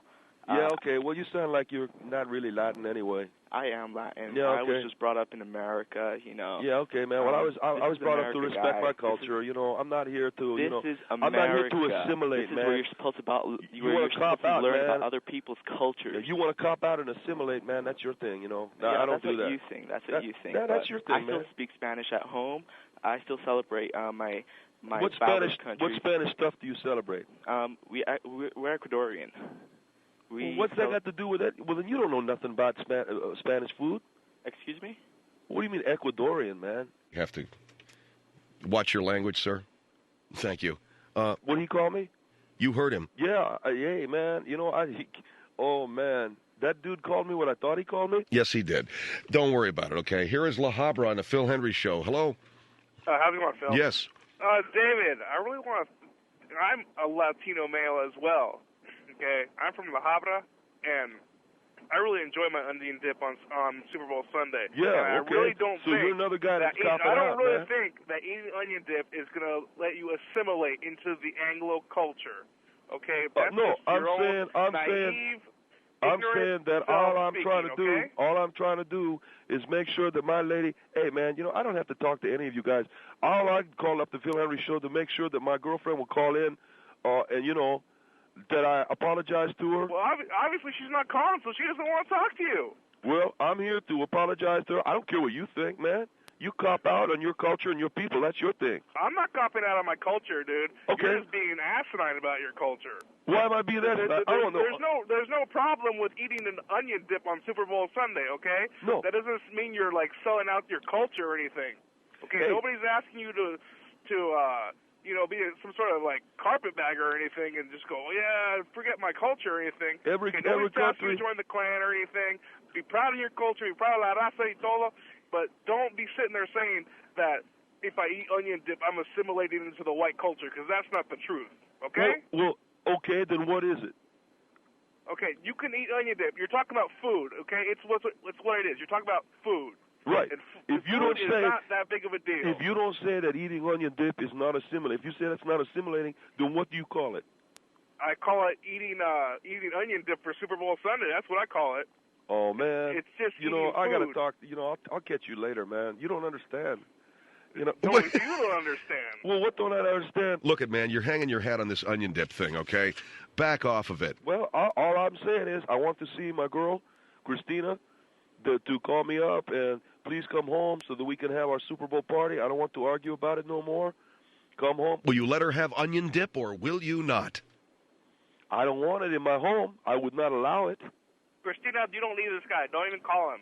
You can find another nice Mexicano out there. She's got my daughter. She's got my daughter, man. No, she's got my daughter, man. Okay, so I don't want her being staying away from me. She had my daughter. And look at buddy, there are bigger things to fight in this world, bigger battles to fight than whether or not your wife has onion dip. And Mr. Hendrie, if I could put it this way, and maybe to this brother, he's going to understand what I'm saying. For 21 years of my life, I go to Super Bowl parties. I see my white friends. And everywhere I turn, in every possible way, onion dip, onion dip, onion dip. It's everywhere. I have tried self-determination to get that out of my life. And they have the Lay's potato chips, Ruffles with ridges, all of that white Anglo whitewash crap, man. You might as well have a mouthful of ass if you're going to eat onion dip. I tried to get tortilla strips with salsa, the best way to eat a snack for Super Bowl Sunday, and people laugh at me. Even my own people, like this dude here. Okay. See what I'm saying, man? For 21 years, I had a mouthful of ass eating onion dip, man. Listen. And you dig it, don't you? It has self-determination, man. Nothing. You dig it, don't you, man? Yeah, I like my onion dip, man. Okay, man. Both of you guys can have a mouthful of ass on Sunday, as far as I'm concerned. Thanks a lot. All right, thank you for calling. I don't understand. You there? I'm right here, man. I'm not hanging up. Charlotte on the Phil Hendrie Show. Hello. Yeah. Man, Yes, sir. what is the problem with this onion dip stuff? I mean, you're sitting here saying it's like degrading your culture. Are you Latina? No, I'm not. Well, dude, first of all, onion dip degrades the very essence of the Latin culture because we eat salsa. So you know what salsa? What you're saying is that if you don't eat salsa or whatever, you're degrading your culture. No, not necessarily. That's like necessarily. Saying, I'm saying if that's you like eat, saying if you that eat if I onion eat a dip. taco, I'm degrading my culture because I'm American. I'm not no, Mexican. Taco's American food. No, I mean it American. originated in Mexico. Yeah, but it's American. Say if I eat pasta, then I'm degrading my culture because I'm eating pasta. Well, I mean, what is your that's an Italian food. What's American food? American food. Hey, turn the radio. Will you turn the radio down? Turn the radio down, okay? I mean, you're sitting here and you're saying you're degrading culture and everything by eating onion dip. Yes, that's right. That's right. It makes no sense whatsoever. You're saying that if you don't eat food that's I from bet your you eat culture tubs of onion dip, don't you? I bet you've got like big tubs of it at your house. I bet you do, man. No, I don't. bet you do, yeah. No, I don't. I mean, it's not something that I just sit around and eat all the All right, well, time, look but at it's good not luck with your degrading- okay. It's Well, not degrading your culture I if you understand. eat a little bit of onion dip. I mean, you All need right, to we'll get take over one it. more phone call here, and then we'll get good luck with your onion dip. Pasadena on the Phil Hendrie Show. Hello, and good luck finding your girlfriend too. I want her to come home to me. I understand. Yeah, hi. Here's a comment I'd like to make. You know, he's commenting about his girlfriend's smooth thighs and that she's gotten into the onion dip and now she's fat. Well, did he consider that she just had a baby 6 months ago, and he's probably fatter than she is, eating all those refried beans? Well, I'll tell you, when I first met her, her thighs and her ass were really good, and she got into But this. she had a baby. So, I mean, when you have a baby, hey, your guess who body else? goes through a lot of changes. Hey, guess what? Madonna had a baby. Have you seen her ass? I don't think you have. I don't Okay. think Madonna's. Hey, she had a baby. She had a baby, and her butt. I will bet you money that if you're eating all that lard-filled refried beans and cheese, you're probably fatter than your girlfriend's ever been. Well, so I beat your point, and so you have to insult me. See, I'm all over you on your point. Madonna has a personal trainer, and I don't think her boyfriend or father of her child is a detail specialist. I think Donna has enough money to have a full-time trainer that gives her the greatest body in U.S. history. Okay, when I first met her, she wasn't rich and her butt was nice. What happened? She had a baby, like this woman said. What's that got to do with it? Like I said, all these women have babies. Their butts are nice. You don't need no trainer. You can jog. You can do leg lifts. Well, but I don't think it was the onion dip. My point is, I don't think it was the onion dip that changed the look of her thighs. She's got this whole thing about sour cream, you know. What does self-determination mean? It means to be, self-determining your culture, to be proud of your culture, to eat salsa, and to not have no onion dip. But I never heard of anybody that was focused on one type of food to satisfy their culture. Yeah, I got that question too. Why do you focus on that food? Because, Mr. Henry, and to the lady that's calling your show, onion dip. Do you eat pizza?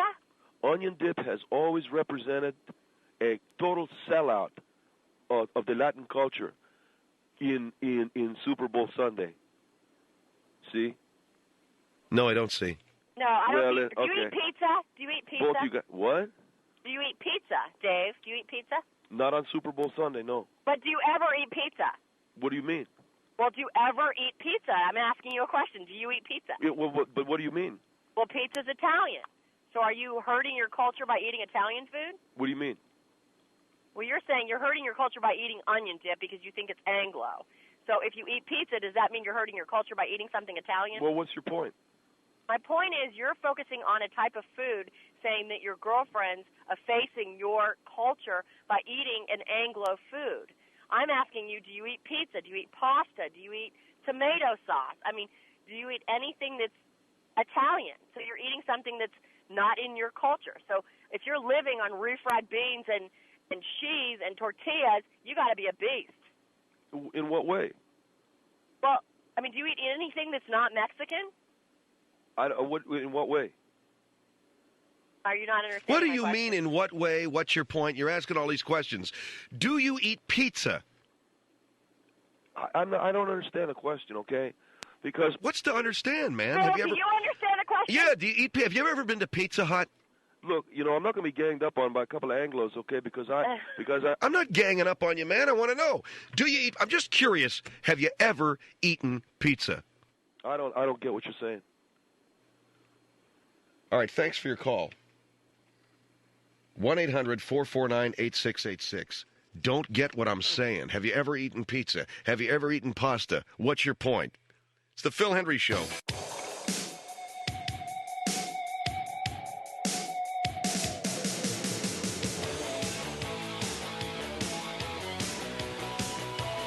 Phil Hendrie Show, 1-800-449-8686. You know, the other night we were talking about Anchorage. Were they on, were they not? And they said they got a big kick out of us talking about them on the air. I heard from, I think, one of the operations people. And then the very first call we get from Anchorage, which was tonight, was from a complete asshole. So we're probably going to be looking in the weeks to come from better material out of Anchorage. What do you do for a living? Hey, man, if you work on a pipeline, it ain't no disgrace. I don't know. If you're taking people into the bush salmon fishing, fine with me. If you're tracking bears, not a problem. If you're going downtown and you're selling liquor to the Indian, whatever it is that you do, we just wanted to know what you did for a living. That's all. Everybody's got this thing about this show, and you'll learn if you're a new listener. People got this thing about the show that we do here that they want to be smarter than us. So if I ask questions, they think Phil's up to something, you know? All I want to do is find out about you. Sometimes. Be happy that there are days, not many, but there are days when I'm actually interested in what my listeners are doing. There are not many. I shouldn't say listeners, I mean callers. There's some days we have when I actually care what you guys do for a living, and what you're up, what you're up to as a caller. Most of the time, I'm not. So, take it and run with it. It's your moment in the sun. What do you do for a living? Well, Phil, I'll tell you, I run a girls' softball team, professional. I sleep with all of them. Whatever. 1-800-449-8686. Boy, listen to that noise out there in that room. You can hear it just pumping right through the door. Or is that me? Is that me 8 seconds later? Oh, the door was wide open. Okay. Anyway, so what about that guy with the onion dip? That guy was he was going off on that stuff to the point where I thought, he was going to, if he had any onion dip, it would be like toxic, like maybe it would kill him. Like maybe he got a hold of some bad clam dip and he thought it was onion dip. I don't know. Have you ever eaten an hors d'oeuvre or a dip of some kind and you had to spit it back into a napkin? It was so foul. And it generally happens when they're like weird cheeses or Braunschweiger. It's something, and I have to be kind, please forgive me, it's generally something made by someone who was born before World War II. There was an appetizer sensibility in those days that just does not match today's hotter, spicier, more exotic crap. And sometimes, I don't know, they'll bring their favorite dip or they'll bring in, this is my casserole. You're going to love it, Phil. And you eat it. I had some casserole one night that was made by a friend of my wife's, and she left it in our icebox. I thought, oh, look at this. It looks pretty good. It's casserole. It's got some kind of an Italian thing going on because there were some tomatoes and some Parmesan cheese. And I had to spit it back. I went outside and spit it into the flower bed. Well, same thing goes with a lot of Super Bowl food. I really believe it's the same thing with Super Bowl food because it's potluck and everybody's bringing something. Like when you go to a Super Bowl party, there's that one plate that nobody touched. That one dish that no one went near. Didn't anybody want my spinach dip? Who wants some spinach dip? It's one. Look, I don't want to hurt your feelings. I don't want any of the spinach dip. What do they call that stuff? Where you eat it with a piece of sourdough bread. You ever had that spinach crap, Mike? What's it called? Ramekin? Mike's writing down spinach artichoke dip is what it's called, Phil. And it's not bad if it's done well, but if it's done badly, it can be a searingly frightening experience. And to have somebody walking around at a party going, "Well, who wants the spinach?" It's gonna go to waste if you. That's the general idea. We want it to go to waste. Throw it away. Fridays does a good spinach dip. Oh, really? Well, I'm gonna have to get over there. They're opening up a Fridays where? I think they're opening up a Fridays over where I live, out in Westlake. I remember when I first went into Fridays, I thought it was the height of fine dining. I took girlfriends there. I thought I was at the Stuffed Shirt. Place in Burbank called Dalt's, great spinach dip. Oh, great. Now you guys got me on spinach dip. I told you I hate it. It ain't bad, Phil. Did you ever get a block of Limburger cheese and just lay it out? Oh, it's good. I mean, it smells like, but it's good.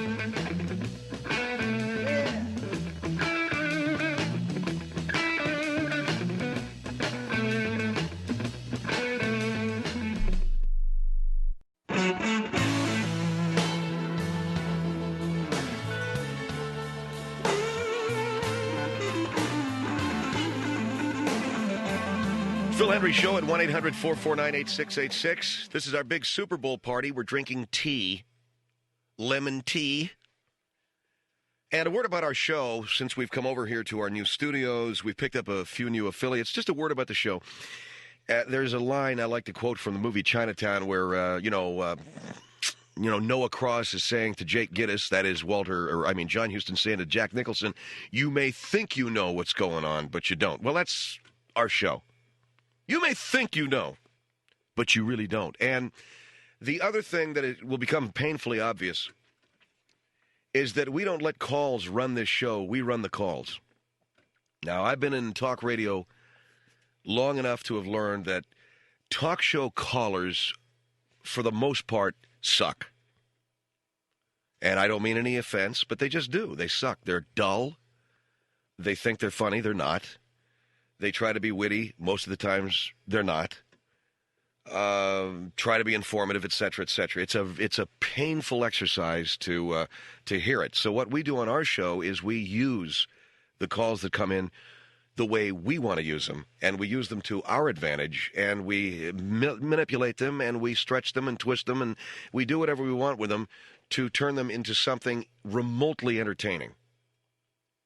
Because talk show callers on their own bore the living crap out of everybody within 600 square miles. Now, you may say the same thing about your average talk show host, and you may say the same thing about me. But the point that I like to make is I can bomb on my own. I don't need any help from anybody. So if we're stiffing and if we're stinking it out, we might as well stink it out on our own because we sure don't need no talk show caller calling up and laying a few eggs with us.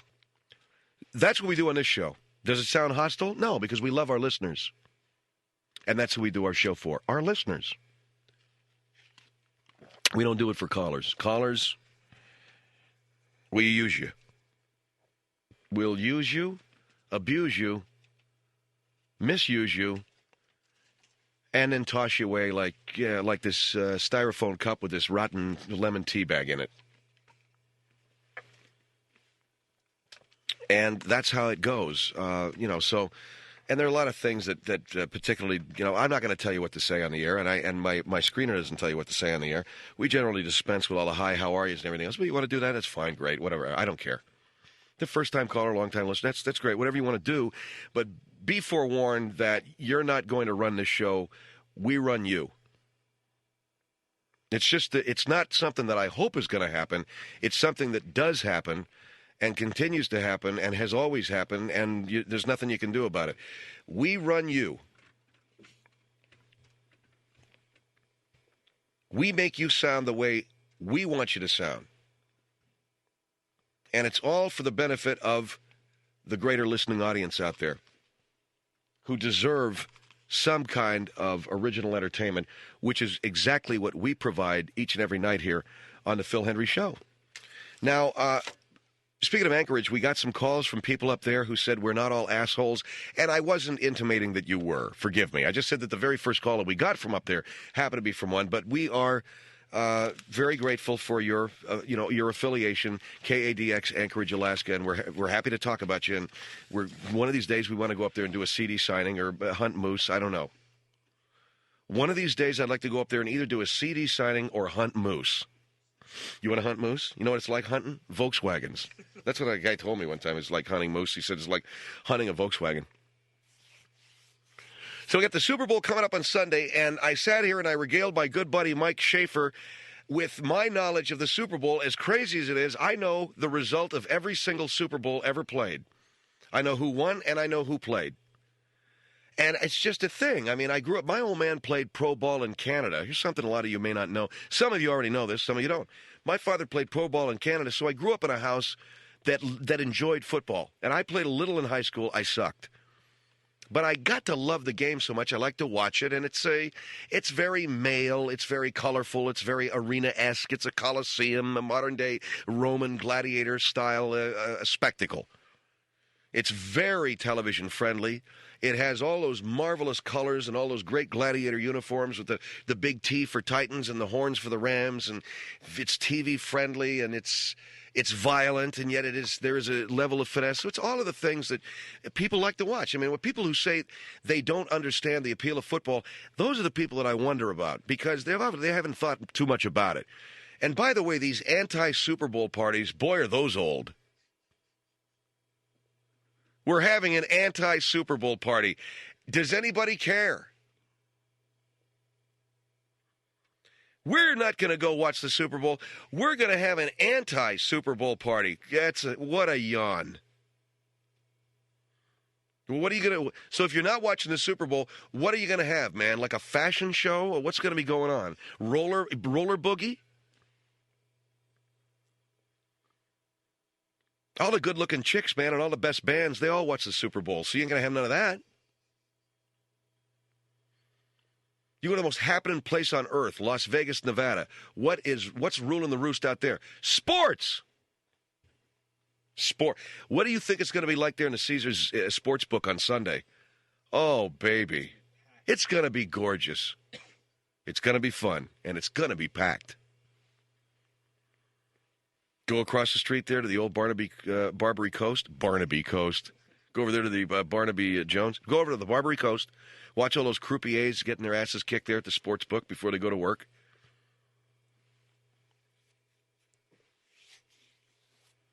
So it'll be a lot of fun, and I look forward to it, and I like it. And, may the best team win. Although it will be the Tennessee Titans. You can mark my words on that. Why? Because I know those Rams only too well. And, yes, I know there is such a thing as getting the onus off. Yes, I know there is such a thing as getting the curse off your back. And, the third time's the charm, or whatever you want to say. The Rams ain't got it. Even in St. Louis, they don't have it.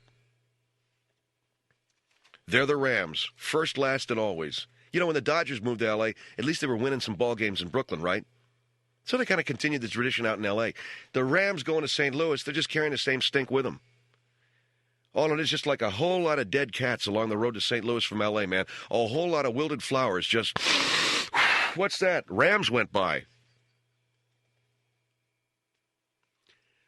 It's Phil Hendrie Show here. Our number, 1-800-449-8686, 1-800-449-8686.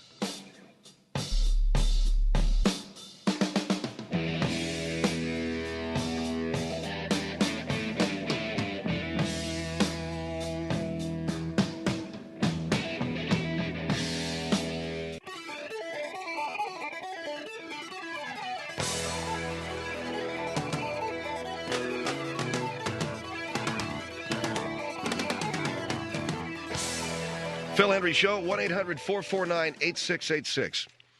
Not that we're taking any calls tonight, but just in case.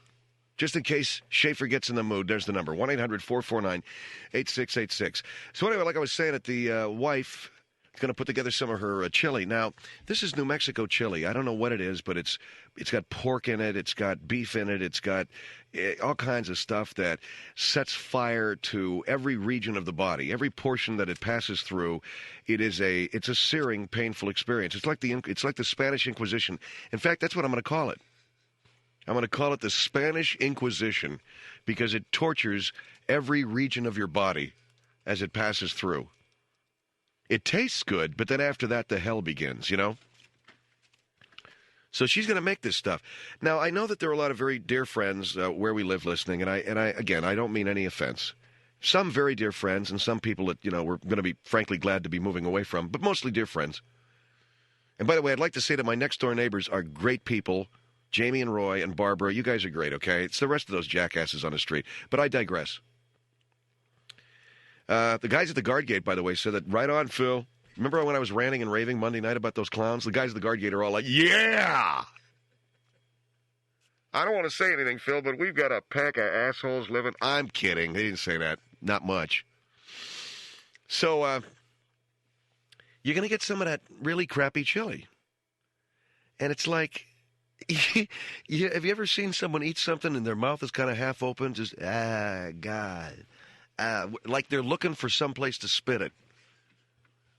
That's what I'm afraid is going to happen. I don't know. It might be okay. So anyway, Maria makes this stuff. And then she takes that cayenne pepper and she grounds it up into fine powder and she throws that in there. Then she throws in some of those Scotch bonnet peppers. And the next thing you know, you're in hell. Hell. You're in hell, otherwise known as a hospital. What's the whole story with hot food? Why do people, it's kind of like drinking tequila. In other words, if you can slam it down, you must be a tequila drinker. And if you can eat hot food, you're some kind of a man. Did I ever tell you I walked into a restaurant once in Minneapolis, Minnesota? Some clown walks in with a big cowboy hat on, and it was a Sri Lankan place. Now, if you've ever had Sri Lankan food, you know this is the hottest food on earth. It's hotter than anything Mexican. It's hotter than anything. Sri Lankan food. Sri Lankan food is Indian food, only seafood. And they throw a lot of Scotch bonnet habanero-style peppers in it. It's just blisteringly, blazingly hot. This guy walks in, tall drink of water with a big cowboy hat and some cowboy boots. Must have been from Texas or some crap like that.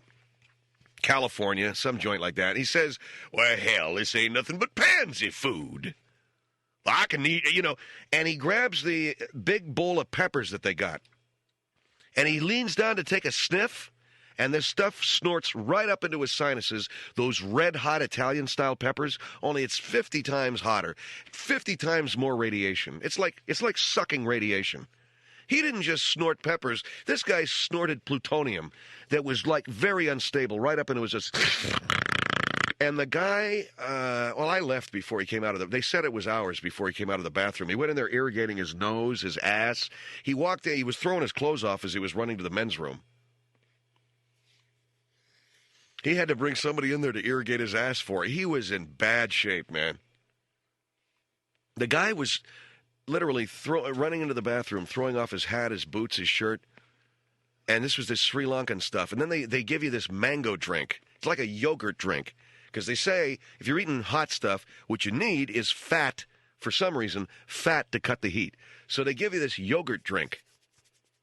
Well, they don't give you enough of it because I can suck down it's a pretty good-sized yogurt drink, but I'm having the Sri Lankan stuff, which is 68 alarm stuff, and I eat it, and the yogurt drink, it's like a thimble. I need more yogurt drink. And, of course, you're waiting for the girl with the long Singapore, the Singapore air skirt with the beautiful face, and she's walking by with trays full of this stuff. And I said, I got to get a yogurt, please. Give me another yogurt. Please give me. How'd you like Steve Bozell tonight crying to his attorney? So, the yogurt drink is about, 6 ounces?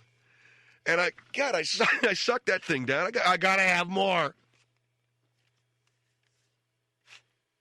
I got to go back up to this joint. It's called the Sri Lanka. It's on Hennepin in Minneapolis. It's like nothing you've ever had, I guarantee. And why I go in there, I don't know why, man. I go in basically for nourishment. I want to eat and enjoy. I don't want to go in and live through the pain of like a voyage with Captain freaking Bligh.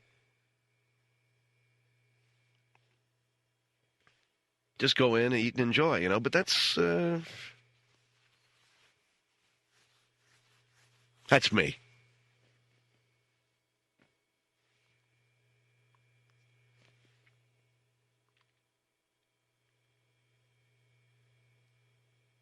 I don't hear no alarm going off, do you?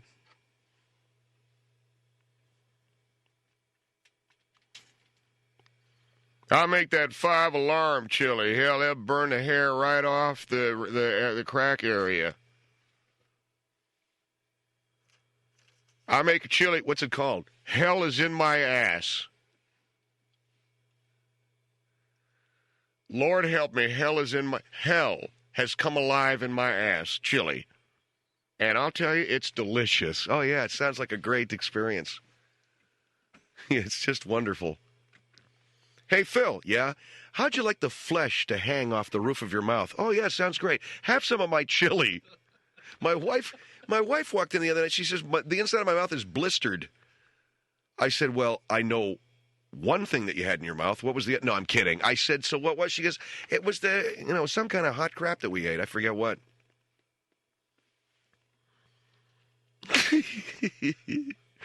So anyway, that's going to be on Sunday, and we're looking forward to it, and like all that stuff there. Oh, man, I'm getting down. This cold, it's finally grabbed me. I said I wouldn't get it, but I got it. Give me another one of those lozenges. That sucks. Well. Oh. I've spent 6 months telling everybody that I know they are not only pansy, but bad. There's bad physical and there's just a bad physical and mental hygiene going on in your house. All you guys getting these colds, you don't know what I know. 6 months telling everybody that I know what a pack of pansies they were, coming down with this death flu that had everybody on their back, 186-degree temperatures. I mean, they're all messed up. And now I got it. With a half hour to go in this thing tonight.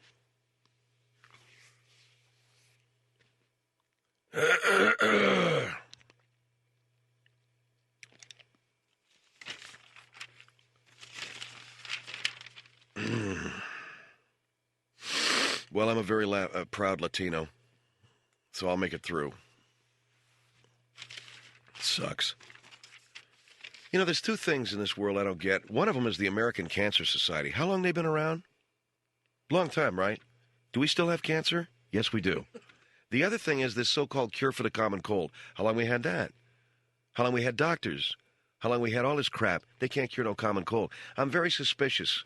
even more so than I've ever been, of the medical establishment. Why don't you guys just go ahead and set my broken leg, take out my appendix when it's about to rupture, give me that big open heart, whatever it is that I need, quintuple bypass, do the David Letterman on me, but save all that protective and preventative crap for the people who know something about it, which is nobody. I think I know more than you guys, though. I got a damn cold, and I know more about preventing disease than the average jack-off doctor. I ain't giving no more money to the American Cancer Society until you guys start curing some cancer, okay? Fair enough? Good. Every year I get those little stickers that I put on my envelope. Mr. Phil Hendrie, Mr. and Mrs. Phil Hendrie, Westlake Village. Little sticker you put on the upper left-hand side of the envelope that makes you look like you're 85 years old. I put those up there from the American Cancer Society.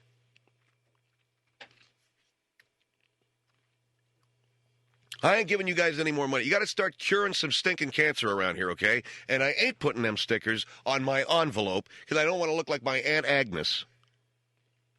Hello, this is Agnes. Let me put the little sticker. Every time I get an envelope with one of those on there, I figure it's got to be from my Aunt Gladys or Aunt Agnes or somebody. You know, I'm looking for that Toronto postmark. And I'm always getting letters from Craig Taylor. He's got that stuff on there. What are you, man? You're rollerblading to work, and you got the little Craig Taylor. Phil Hendrie here, 1-800-449-8686. Phil Hendrie Show.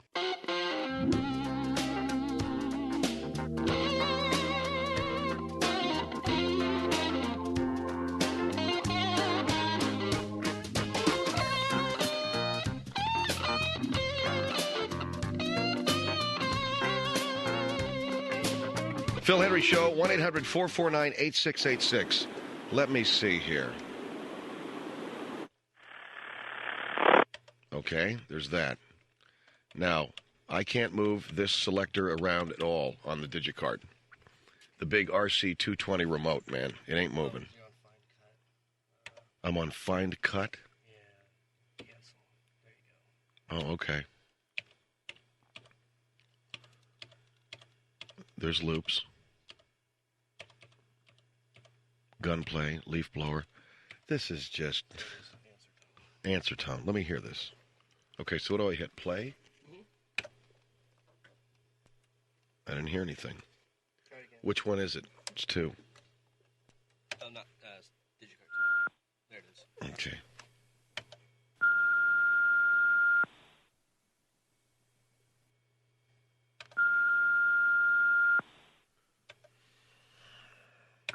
I apologize, folks, that this show tonight is just me messing with the equipment.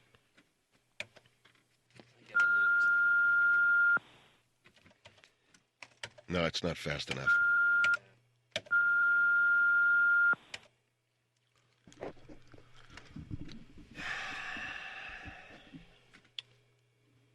Let's see. San Antonio, you're on the Phil Hendrie Show. Hello. Hi, Phil. Hi. Hi. Listen, I've been living in San Antonio for about 3 years now. How do you like it? Well, I used to live in Fort Lauderdale. And How'd you like that? I love Fort Lauderdale, but since I moved here because my wife lives here, I like it. I like it. Do you like it there? But, your wife is from her business took you there? Nah, I just kind of like met her over the telephone, fell in love, and came over here. Oh, really? Did it work out? Yeah. Wow. Yeah. Where'd you meet her on the phone? What's that? Where'd you meet her on the phone? It was some party line. It was a long time ago. No kidding. Okay. Yeah, and but when I used to listen to you and Neil Rogers on WIOD. In Miami, we're on WINZ now. Yeah, I know. I heard about that. Yeah. But I remember you talking about being a Minnesota Vikings fan and an LA Rams fan. Well, I was. I liked the Viking. I like the Dolphins, but you know, they have had problems, so I decided I'd go with the. There's 3 teams. I like the Dolphins because I lived in Miami. I like the Vikings because I lived up there, and I like the Rams because I grew up with them.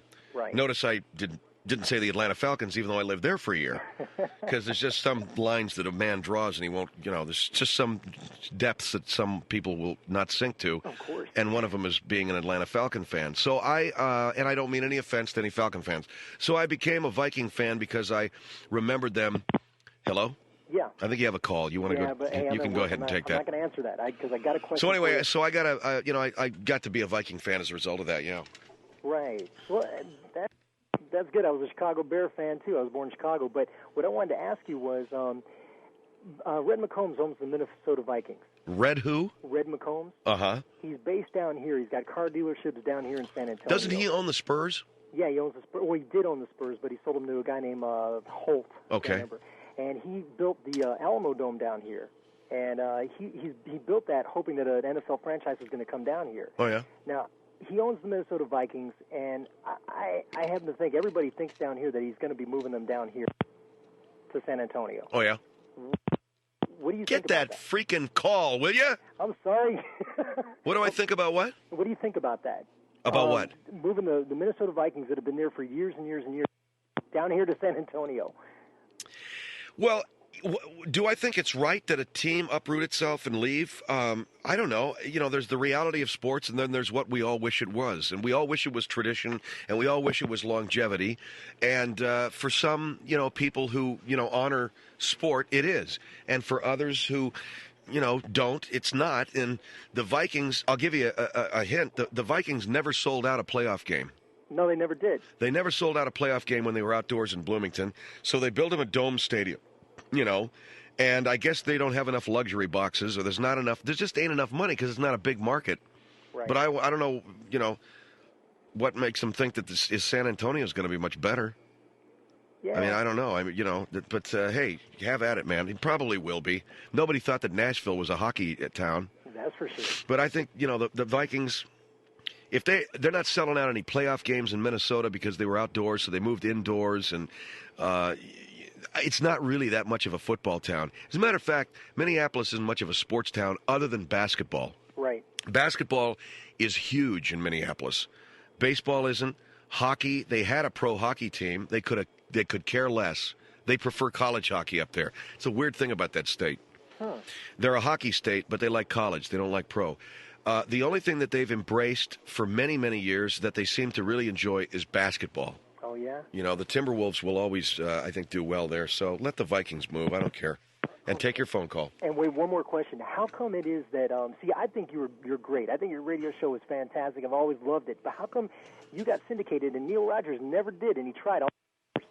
I don't know who Neil's doing business with, and I don't know who he's talking to. And one time, a long time ago, before I left Miami, I made the big mistake of suggesting to him that he move on to bigger and better things, and he got angry at me for interfering in his career and sticking my nose where it didn't belong. And so I made up my mind that I would never again, advise him or, bother him with bigger dreams than the ones that he's got, if those are the ones that he wants to have. Right. You know what? I don't know who he's doing business with. Obviously, if he really wants to get syndicated, then he has to do business with people who can do it right and not promise him a whole bunch of crap. I happen to be with a good company, Premier Radio. This company couldn't be any better. So anyway, take your phone call. Hey, best of luck. Bug off. Thanks a lot for helping out with the phone call. Thank you. We'll see you later. Okay. That's how we say goodbye to our callers in the Phil Hendrie Show. Bug off. This is a great company. I don't know what Neil's doing. No, you guys don't know who I'm talking about, but he was kind of a mentor to me and a great, great talent. And he's still on the air in Miami. And, yeah, he ought to be syndicated. And will he ever be? I don't know. If he wants to be, yes, he will be. If he really wants to be and wants to go and do all the stuff that you got to do. Syndicated radio, for me, was the only place that I could go. It was the only answer to my career. I had to do it. I had to get the thing up on the satellite and get syndicated to a whole bunch of other towns. You want to know why? Because my show's that good. I had grown beyond the tethers of the mere market that I was in. I wanted to do something larger, so we did it. I can't help it if other shows blow. We got a show here that's kind of unique, and so we do what we have to do. So we went into business with a great company, the Premier Radio people, and we're on at KFI in Los Angeles and KADX in Anchorage, my two most valued affiliates, KADX Anchorage and WNFL Green Bay. And other than that, the rest of them could all rot. As long as I'm on an Anchorage and Green Bay, I'm a happy man. Ain't WNFL the Packer station? You better believe it. Don't they have Packer Sunday? Oh, yeah. Ain't no football up there these days. My wife, by the way, just got done reading the Vince Lombardi biography, which as soon as I got done with the Elijah Muhammad biography, I'm going to pick up that Vince Lombardi. Somehow I think the Vince Lombardi one is going to be a little bit more uplifting than reading about Elijah Muhammad and the Nation of Islam. And if you ever put on the Irish tenors again, I'm going to kill you, bud. Yeah, no. I'll kill you.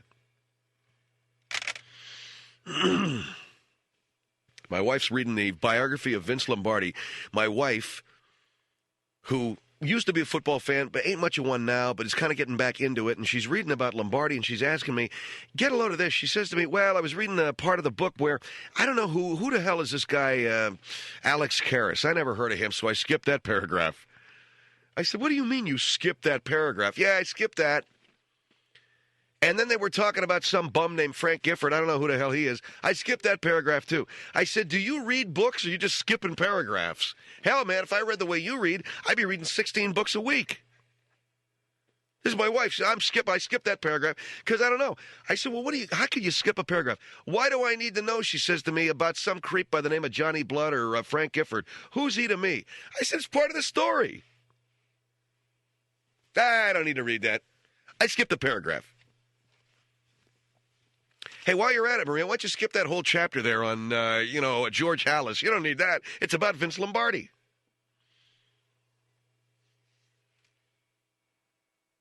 So anyway, she's talking about Vince Lombardi to me. Vince Lombardi got his head coaching job with the Green Bay Packers. You know how old he was? He'd been an assistant coach. He'd been kicking around. They named the freaking trophy after this guy, okay? That's how big Vince Lombardi was. This guy had been kicking around. He was an assistant at West Point. He was an assistant with the New York Giants. You know how old he was when he finally got his big break? 46. You know how old I was when I got my syndicated show? 47. Talk about being at the right place, the right time, with the right tool. And I don't have the Green Bay sweep, but I got Bud Dickman, the Green Bay sweep of radio. Yeah, you like me. Jesus. I had no idea you were standing there, Bud, and you could hear what I was saying. You like it. So that guy went out 46. He went out. He won 5 NFL championships. Well, that's exactly the way this is going to go. That's exactly the game plan I have for my life and career. 47, I get syndicated. We're doing a radio show here that, people can't knock me for my age because this thing is hipper than half the crap that's out there by guys half my freaking age. That's the scary part about it. Some old freaking man, some far-out old man on the radio is doing a show hipper than half the stuff out there by guys in their 20s. Now, what has happened to this culture?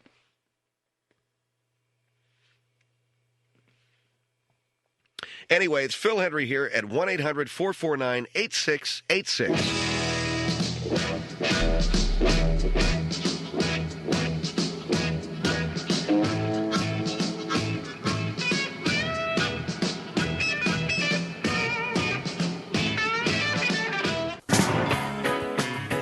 Phil Hendrie Show, 1-800-449-8686. 1-800-449-8686. Let's go to... it's Green Bay. Hello. Oh, hi, Phil. Hi. Well, I'll tell you, this is a real honor talking to you. I live in Green Bay, Wisconsin, and I heard you talking about my town. I wanted to call up and just give you kudos from Green Bay, Wisconsin. Yes, sir. Yeah, I love it here. Well, yeah, I was talking about Green Bay because my wife's reading Vince Lombardi's wonderful biography, When Pride Still Mattered. Oh, uh-huh. Yeah, he was real big up here. There's no getting around that fact. I can get up every morning, and, there's one sure, clear reality to my day, and that's that Vince Lombardi was big here. And I can't get away from that. But it sounds like you want to. No. I'm a diehard Packer fan, and it wasn't always like that. I guess the reason what got me to call your radio show tonight is that one time I thought I was better than Green Bay. Better than Green Bay? Oh, yeah. Well, how? Well, I wanted to leave, and I wanted to go and see the big world, all the things that a boy will do. And I went to Milwaukee, and I got into some trouble down there. I always wanted to go down and see Milwaukee, and I left Titletown and, got into a little bit of trouble. That was during the Dahmer deal. I don't know if you were familiar with that. Oh, yeah, that was a big news. Jeffrey Dahmer, huh? Yeah. I was living in the same apartment building, and you know, I'm not saying that I admired the guy or anything. I wouldn't say that, but I thought, you know, I hung out, and I don't understand what you're saying. Well, I'm gay. Oh, okay. Yeah, and you know, I went to a lot of the same bars and everything that he did, but I represent a good cross section here in Green Bay. We have a gay population, and we do you guys? So, what is there, like a gay part of Green Bay? Yeah, there is, and we have a newspaper, and so we try to do what we can. But that's not really why I called. The reason why I called is to say that I enjoy Green Bay now, and in my. So you left your hometown and you went to Milwaukee, and you know. Yeah, I thought I was better than them. I thought I was, you know, better than them, and now I know I'm not. I'm just another fella. And you're gay. Oh yeah, you betcha. I'm as gay as you. It doesn't get any gayer than me. Living in Green Bay, it's funny, you know, the gay people that I know, and by the way, I'm not going to be one of these guys that says my gay friends, because I don't know that I have any gay friends. I not that I wouldn't want to have a gay friend, but I guess my life has become a little insular. But most young gay people who grow up in a small town tend to leave and go to a big town. Right. Well, I did completely the opposite, Phil. You see, I realized that I was gay. And I went to Milwaukee because I wanted to see the big life, the big nightlife and everything. And I said, well, this is not for me. I wanted to go home, and I did. And so I'm part of, you know, the small gay population we have here. What do you, I mean, is there a community? Oh, yeah, we have a gay pride deal that we put off, and, you know, we have activities. How many gay people are there in Green Bay?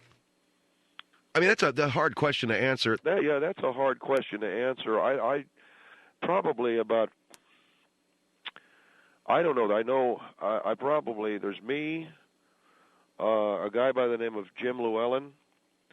Wait a minute. Don't give me names, okay? Oh, I'm sorry. Okay. My question is, how many gay people would you say there are, gay men and lesbians, are there in Green Bay? Yeah, well, I'd have to... There's me, there's 12, 15, I don't know, there's probably about 15 or 16 of us. And 15 or 16? Yeah, that's the ones that I'm aware of. 15 or so, how many people are in Green Bay? Oh, you know, a few tens of thousands of people. Well, then how can it be 15 or 16? Only the ones that I've met. Okay. Well, then there's got to be more. Just because you've only met 15 or 16, there has to be more. Look, I don't want to get into a whole thing here. I just, I appreciate your call. Well, I'm calling up to stick up for my hometown. It's wonderful. We like listening to you here. And I just wanted to say that, you know, I heard you mentioning Vince Lombardi, and that's good enough for me. He was a great man and had some great ball clubs. And did you ever get out to see the Pack play? No, I didn't. I just. What else did you do growing up? Well, look, I'm going to let you go. Okay. No, I please don't hang up. Well, I have to go. Okay. Well, you know, I just wanted to talk to someone. That's all. And I got to go though. Yeah. Well, I'll tell you more about the gay population. No, I have to go. I'm sorry. What is the matter? Well, I just didn't want to. I didn't want it to end. You didn't want what to end? Our conversation. That's all. Okay. I'm sorry. It's time for me to go. All right. Can I make a request? Sure. It's an old Green Bay Packer favorite. Diamonds Are Forever. Shirley Bassey. An old Green Bay Packer favorite? Yeah, I mean, I wear a lumberjack costume, but I like diamonds. Diamonds are forever. Oh, Christ, it's good. They are all I need to please me. Bye. They can stimulate and tease me. They won't leave in the night. I've no fear that they might desert me.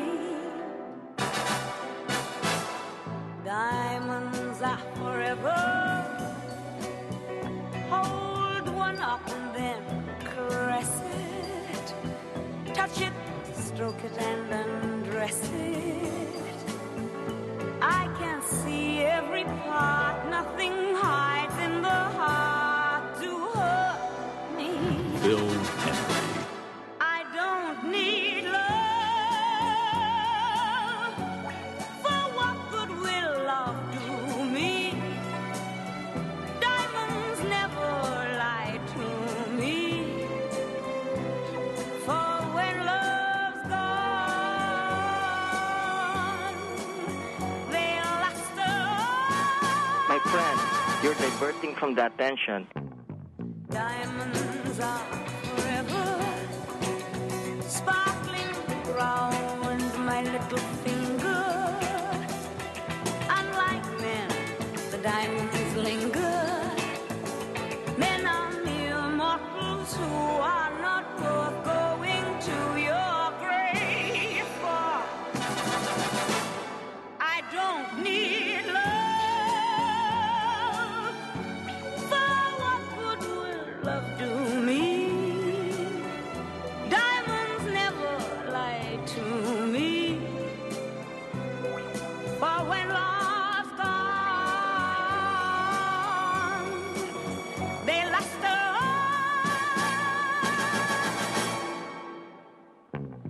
Diamonds are forever, forever, forever. Diamonds are forever, forever, forever, forever.